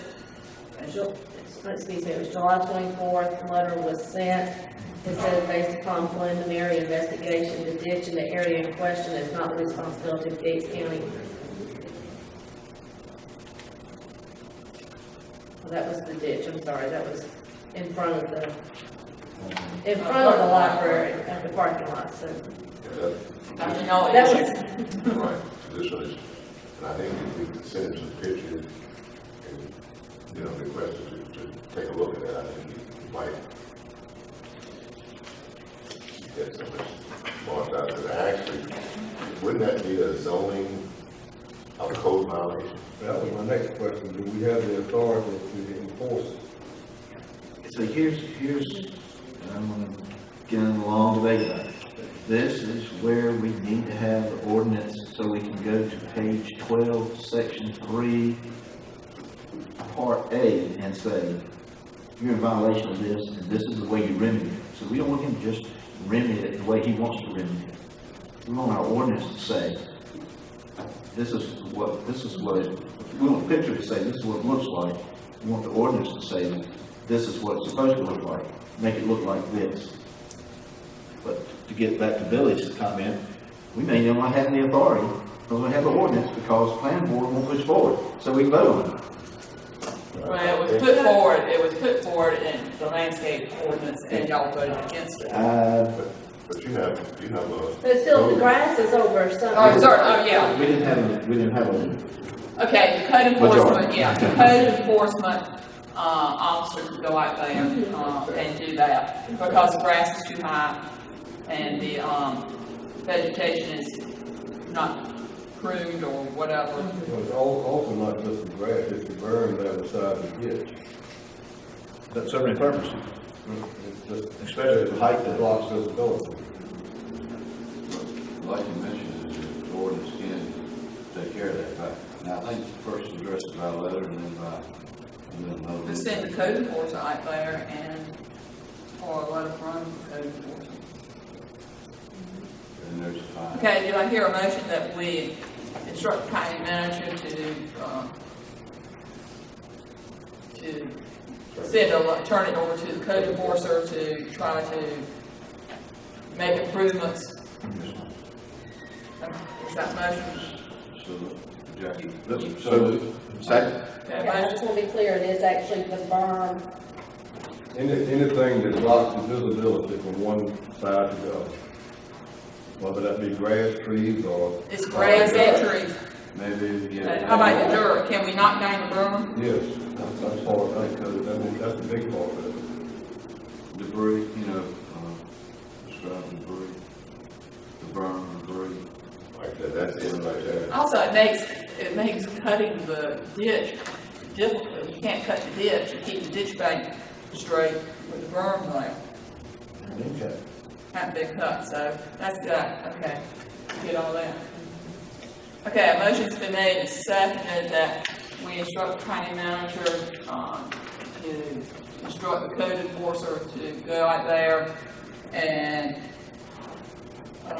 clean up the grass, the berm, the trees, vegetation, so it's to make visibility. Meet approval. As part of that, though, you've got to determine who owns it. I know you said that the developer is responsible for it. The maps in that area are very sketchy. We know everything out there has been done backwards. But I think you're gonna find out that gate type property and the library property have adjoining lines. So these belong to one or the other. But Gates Heights, I'm sure has a deed. I don't know who did the survey work. Such pines have been said. Their map is recorded and Are those set times? It looks like that. You think that's set then? Oh, that's pretty good. well, that's That's set up now. That's the case. Be interested to know who set the trees out. Because you know they would set them out on their property. Well, certainly the county did not set them out. The county didn't, Gates Heights was not there when those trees were set out, I don't think. It was on the way, but I don't think they set out the trees. No, I don't think. Okay, well. Do we need to amend the motion? Determine who owns it. I was gonna say, that's up to. Yeah, determine who owns it, and then the rest of it that we just said. Code enforcement. Does that meet with everybody's, and that way we may eliminate that eyesore? No, we have not. All those in favor say aye. I think that rather than just being approached as an eyesore, it ought to be approached as a safety matter. Yeah. Safety for our citizens who go to the library. Also, the people at Gates Heights, you never know. I know they have bracelets and anklets on some of their patients, but you know, somebody can slip away very easily. Especially in the memory unit. I mean, they can get out of things you don't think they can get out of, and they wander off. We need to make sure that there's a good visual. So yes, concentrate on safety plus appearance. Okay, moving on. We're down to new business. McGinnis, Miss Lane, you might want to come to the new business lady today. Yes, hello again, and I appreciate your taking this afternoon's busy day for you folks as well. This may be brief. This was initially the original contract approved back in August. This is a supplement, if you will, for Gary Piner, Renee McGinnis, for assistance with the board of ENR, for the upcoming reevaluation. You can either approve both of these or one. It's certainly, you know, per hour, their fee. You know, my personal, I'll just echo some comments. It would be good to have assistance, I'll say, on both of these. If I had to choose only one, I would say Board of E&R, of course. Oftentimes with the Property Tax Commission, Department of Revenue staff is going to interject and help out anyway, as they're always involved when it goes to that level. So they kind of represent the county as well as the county attorney. So I just wanted to mention that if we get into any discussion. Okay, and this is for, after we do our revow, this is for the informal, where, Actually, this is the second tier of appeals. The informal is very, as it indicates, very informal. that's the just, Well, the taxpayer can meet with myself or with Ms. McGinnis or Gary as an informal that's the setting. first level. Yes, ma'am. This And is kind of the the second level, yes, ma'am, yes. And those are the quotes, of course, that they, for Gary and Renee both, of course. You know, for support of the county and myself, if the need were to arise that we had an influx of people. Oftentimes you get less than 3 to 5% on an informal basis. You know, I can speak from experience. Oftentimes you're going to the board after a revaluation with, it was what, 3 in Pasquotank with 21,000 parcels and about 5 in Chilliwack with 13,000 parcels. So it trickles down, but you never know. It is hard to predict. So I would prefer to see it, that's just my observation, is that that would be if needed, because, you know, we only got 5, I mean, you could probably handle it. Oh, certainly, and I'm more than welcome to interject myself into every facet of the revow, and I hope to be able, you know, good Lord willing, to be able to do that, certainly.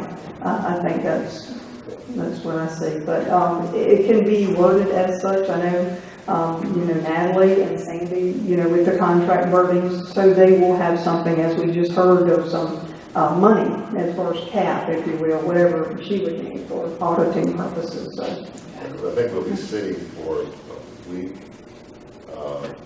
for any appeals, and many times we're just sitting there.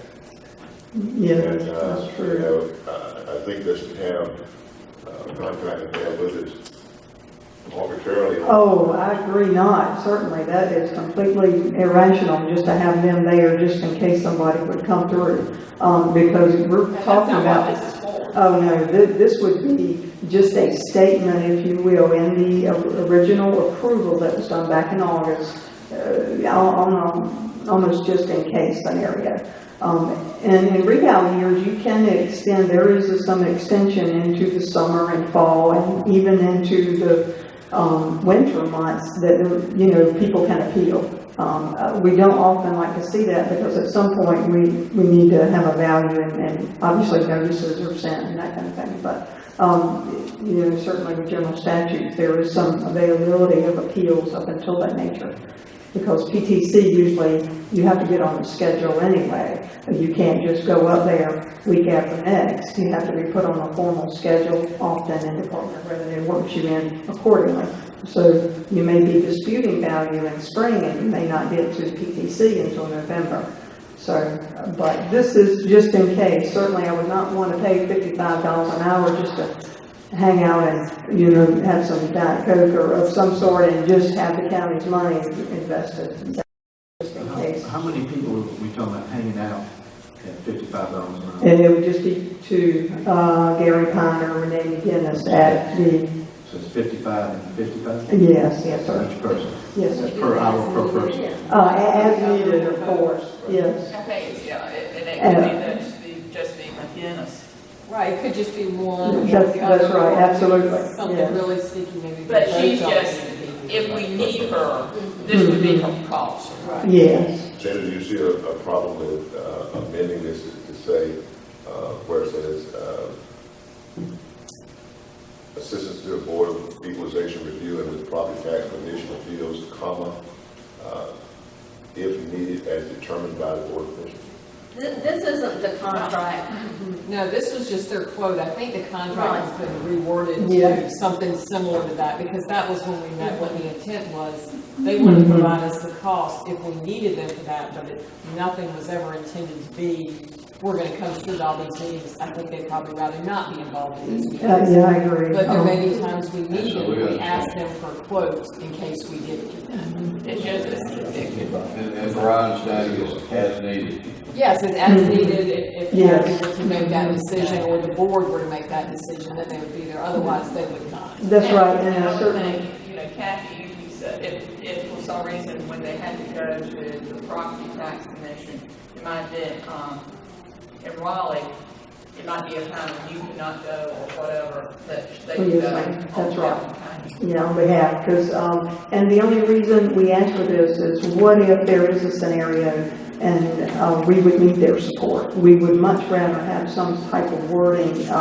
particularly for the county and myself as a sort of structure, than not have it. So it's always difficult to predict what will arise, but, yeah.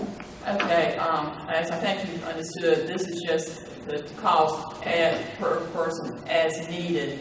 Not saying we might not need it at all, but that we already know the cost up front. Do I hear a motion? Yeah, I would just, I'd like to add one thing. It would be, we need to have some method of clear understanding when this meter is turned on. Mm-hmm. Oh, absolutely. You'll be in yes. charge of that, but just to be clear about that. Oh, yes, Document yes. it. Right, absolutely, with time and when a few informals are over, when the board begins to convene, we'll have a appointment scheduled, we'll know how many people are appealing. And, you know, if it moves kind of beyond that, we say, okay, this is kind of the foundation. Yes, sir. Maybe even to include what taxpayer she's billing us for this rate involving that taxpayer. Oh, yes, okay, we can do that based on the appeal and the parcel, okay. Okay, I'll entertain a motion. Madam Chairman, I'll make a motion that we accept the proposed contracted rate for the tax administrator assistance during the Board of Equalization Review and Property Tax Commission appeals be accepted as needed, as determined by the commission. I'll second that motion, Madam Chairman. And motion's been made, seconded, any discussion? Hearing none, all those in favor say aye. Aye. Okay, thank you, thank you so much. Okay, and the next one is from Julie Wynn. He has not. He's not here. Okay. He's in a training center today, but this is for the EMPG, no, it's not too bad, grant. And the amount of money is $20,625. And it's a memorandum of agreement. Just need your approval on this in order for me to sign it, for us to continue receiving this money, for us to continue participating and being the recipient of the funds. No match. No match. No. Yes. Yes. But yes, there is now. It's page 9 of that document. Do we have that budget, where's that come from? Yes, so the emergency management budget includes all this. It is not directly specified in there, but there are portions of that budget, Billy Lynn's salary, the travel, the departmental supplies, those types of things. It's all encompassed within that budget. And this is something we've had before. Every year, we Yes, do this every every year, yes. We just have to approve the grant agreement. Okay. So it's already included. Yes, that's right. Okay, I'll entertain a motion. Madam Chairman, I'll make a motion that we approve the EMPG grant agreement for the current year, fiscal year 2015.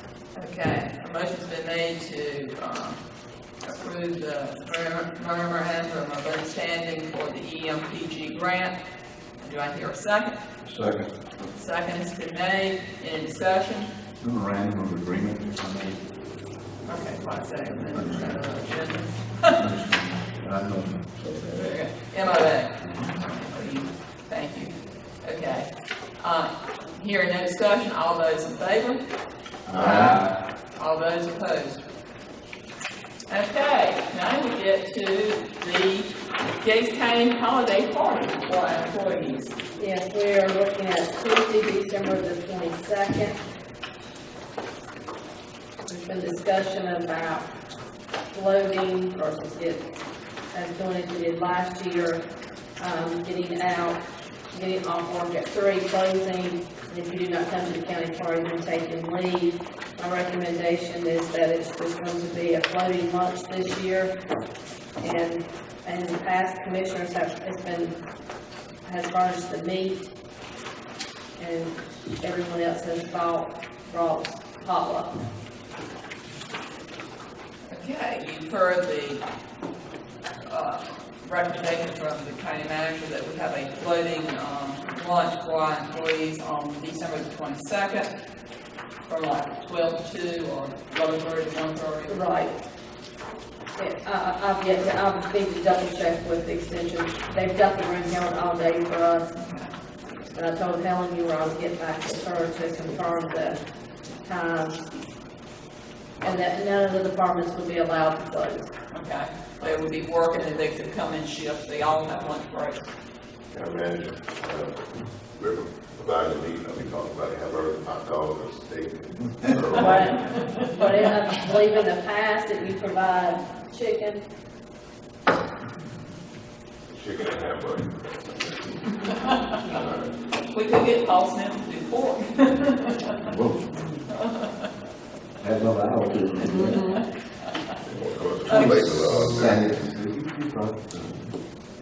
Okay, I do think it should be a Christmas party. a Christmas party. Oh, yeah, it's kind of holiday party. We just type that on here. You want to elaborate on that, Billy? Well, I'm still of that persuasion. Yeah. I think it's Christmas, this is the Christmas holiday. Yes, sir. Well, the 23rd, we're talking about at 3 o'clock. The 23rd, we're closed all day, sir. I didn't mean to get serious about No, it. okay. It's serious too. I involved with it. Oh, yeah, I make sure I say Merry Happy Christmas. holidays, I say Merry Christmas. Yeah. Okay, we can label it Gates County Christmas holiday party or Christmas party. Put in motion. Put in a motion. Yeah, I mean, waiting for a motion. Madam County Manager, I move that we have our county Christmas party for our employees and staff. 3 o'clock, this week. No, from the The floating lunch. floating lunch, okay? Our Christmas party. I make a motion that we approve it as presented by the county manager. Are we going to say in that motion that we'll supply the meat? Or do we have a motion? What we're going to do? But you can vote on two separate. We, and I'll provide, give her free rein. And meat can be provided by the county commission. Not include steak. I didn't say that. Wade can bring some chicken. he has to pick up some dead chickens each. I got a motion out there. Okay, a motion has been made that we have a floating Christmas party December 22nd, time frame be determined by the county manager, and that we will furnish a meat in an appropriate cost manner. But, we don't go full fillet, but we're not going for pig's feet either. Of course, that's a delicacy, not. And second down there? A motion's been made and seconded. All those in favor say aye. Aye. All those opposed? Okay. Happy Christmas. Okay, thank you. Looking forward to that. Now we have citizens' comments. We only have 2 citizens left. Wait. Sure, state your name, sir. An address.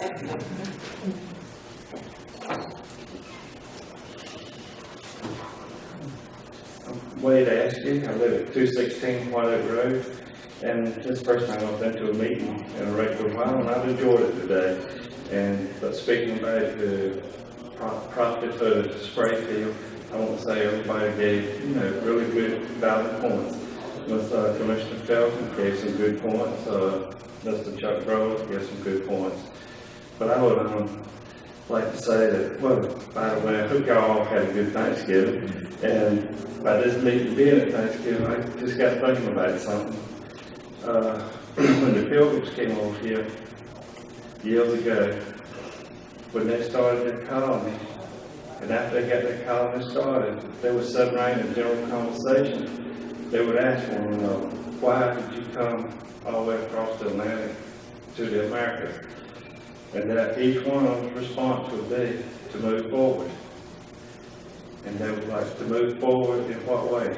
To move forward with their lives, to move forward with their religious belief, or simply to move forward. And just thinking about all the hardships they had to go through with disease, the Indians, and starvation, what we just went through today is a very simple process. It don't have to deal with a matter of life or death. It just has to deal with, money. You take a life, you can't put no price tag on that.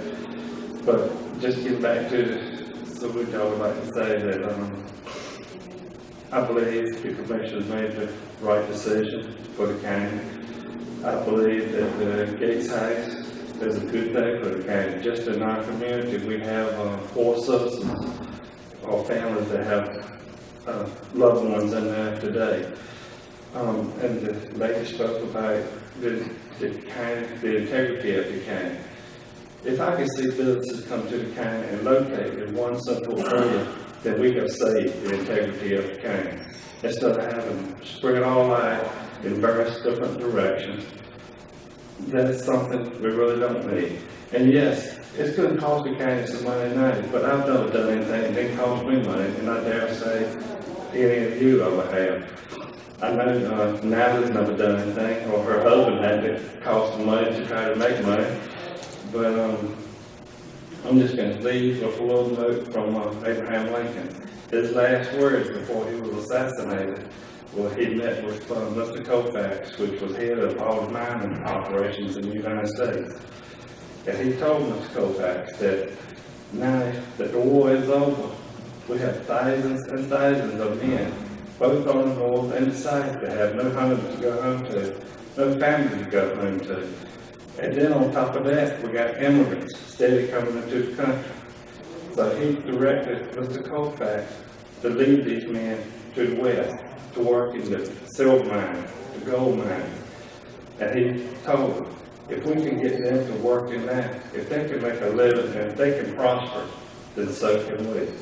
And I look at Merchants Congress, sort of a mine for Gates County. If we can get businesses to come in there, and if we can give our citizens some jobs there, if they can prosper, if they can make a living, then so can we. Thank you all very much, and if I don't see y'all for Christmas, I hope y'all have a good one. Thank you. Merry Christmas. Okay, any else? Well, since it is the 2, I'm gonna talk about our walking street. Okay, well, we appreciate that. I just want to thank all of you all, the commissioners that have been coming out for a while, just in trying to see and feel out what you all doing down here. And I have been very satisfied, and I thank you very much. And just because I sit back there sometimes, I don't have to ask a whole lot of questions. I've heard about my solar farm, because the one on Bosley Road, I couldn't find that thing for nothing. So I learned more about that. And also, the senior citizen interested in that building too. I know we haven't did that much on that. I know things gonna come up about it, but I'm just listening and trying to observe what's been going on to get some of these things into my mind, like a dialysis. And I just, someone just touched on that a little bit today, because I still think we need a dialysis place here in Gates County. But I have to stop and listen to everybody's voice on that to find out how popular that's going to be to Gates County, and if we really do need one. I think we need one because I'm not using one right now. I hope I never have to. But I really enjoyed myself. I just want to say I thank every one of you, and I hope everyone had a wonderful Thanksgiving. And I hope you have a nice New Year, Merry Christmas. And I hope your New Year's will be wonderful. And I didn't state my name was that's Mr. right. Graham. My name is Hayward Norman. I live in Sunbury, North Carolina, 163 Gatlin Road, Sunbury, North Carolina. And I really have enjoyed myself. And I'm getting there. Thank you very much. Thank you for coming, and I have noticed you like that before. Yeah, because you should back up, because I protect you from him one day. Remember that? Just a joke. Okay, thanks. I've got some of my citizens over here too. Mine just left before I got chance. So, well, we cleared heights today. I don't think we've ever done that before. Okay, we'll start, well, we generally start at the end. Let's start in the middle. No, we'll start at the end, it's easier to keep track of. Commissioners' comments. Okay. Thank you. Thank you, Madam Chairman. I changed my mind, a woman's prerogative. There you go. Thank you, Madam Chairman. We have made some difficult decisions. I know we talked, and I generally say that we make decisions in set direction. That's very true.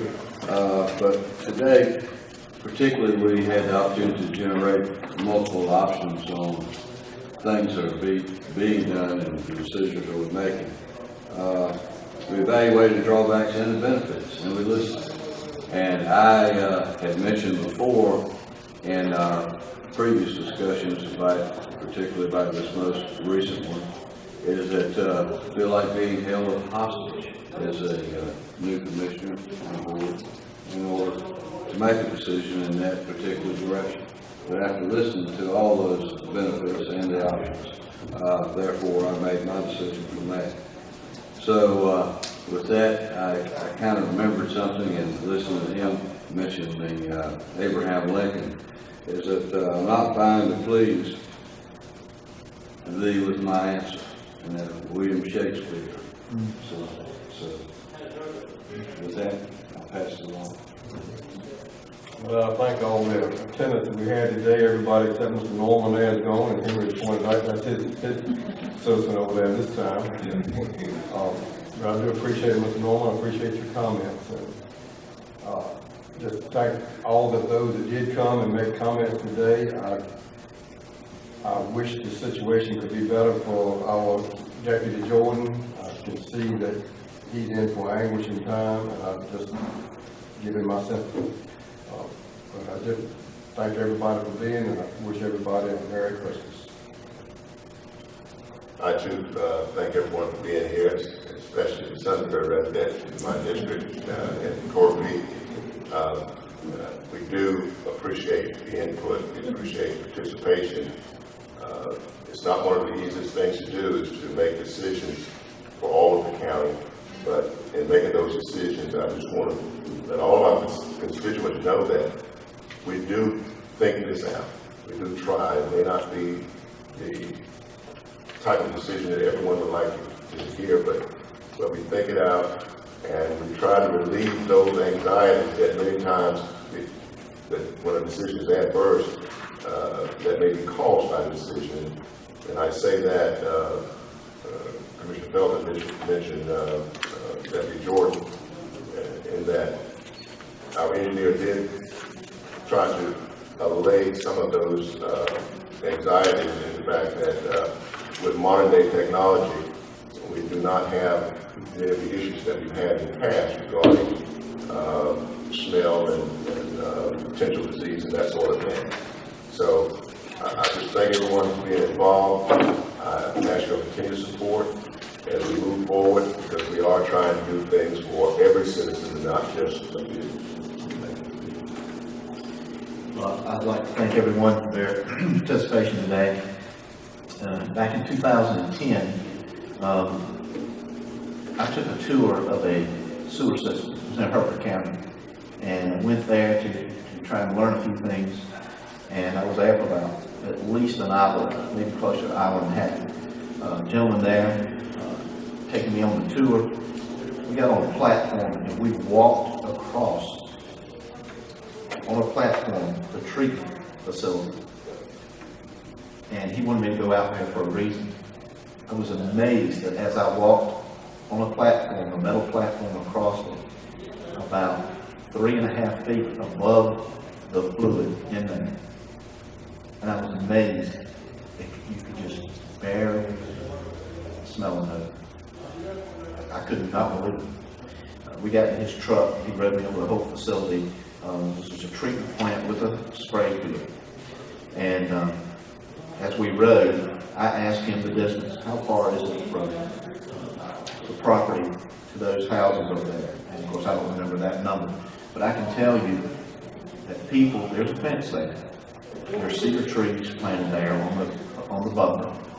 And people have purchased land and built houses since the spray field has been in action. So I hope that, I love Robert Jordan. He's a good friend of mine. And the decisions I make are for the county. He's a resident of the county. And I believe that will all benefit because of what it's going to allow us to provide down the road for the county in the form of businesses and services. So again, and I did this week, on Monday, I went and toured a senior center. And I can tell you what I learned from doing that was what not to do. I saw a lot of what not to do. And a lady grabbed me by the arm and she said, if I can give you one piece of advice, don't do this. And she shared something with me that I'll share with the committee later. But yeah.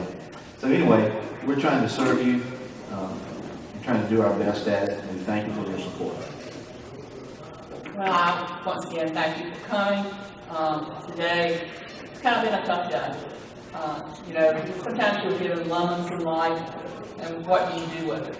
And the way I look at it, we try to make lemonade to get the best decisions that we possibly can. And as we look at so many of the county facilities, or Ryan Merchants Commerce, the high school, the middle school, the library, the community center, you know, the credit union, the assisted living, which is not at capacity. You know, we had to try to make the best of the situation. You know, it's always difficult when you have to go. I mean, I can understand Deputy Jordan but we did also buy additional land so that we could make some movement on how the spray field is farther back away. So hopefully that will help mediate some of the circumstances for him as well. But we always look to try to do the best. And my concern was what happens 2 years down the road if Gino came in and says you got to have something. We had a 1.8 billion, we would not have had. That would have been a huge impact on the county finances. And so that, you know, that kind of was what tipped the scales for me, trying to make the best of a bad situation. But listen, on another note, hopefully you had a wonderful Thanksgiving and the holiday season, that we will remember those who are less fortunate than ourselves, and to extend a helping hand when we can. I would like to thank these gentlemen. Well, I guess I want to thank them for renominating me as chair. They are a wonderful group to work with. We have very different opinions on different issues, as you can see by today, but we're all, at the end of the day, we're still friends. And as long as we can talk and discuss. I think the county is better off and we come up with better decisions. We don't want to get like national people or the state people who, they talk at each other, not with each other. And I think we can continue to talk with each other. So thank you for coming. Hopefully the rest of the day is a wonderful day. We have another item on our agenda that will be going to closed session. But thank you once again for coming. Statute, okay. Pursuant of North Carolina General Statute 143-318 11 for, well, this is develop personnel issue, isn't it? That we were going to be discussing. Okay, legal, economic development, real estate, and personnel. Do I entertain a motion to go into closed session? So moved. Motion's been made and second. All those in favor say aye. Aye. All those opposed. Okay.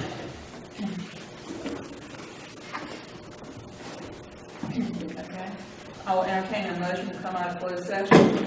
So moved. Second. Motion's been made and second. All those in favor say aye. Aye. All those opposed. Okay. I recognize Commissioner Owens. Madam Chairman, I'm make a motion that we instruct our county manager to take action on the matter we discussed in closed session. Okay. Do I hear a second? Second. Motion's been made and seconded. Any discussion? Hearing none. All those in favor say aye. Aye. All those opposed. I'll entertain a motion to adjourn until January the 6th, 2016. So moved. Second. Got a motion to be made and second. All those in favor say aye. Aye. All those opposed. Well.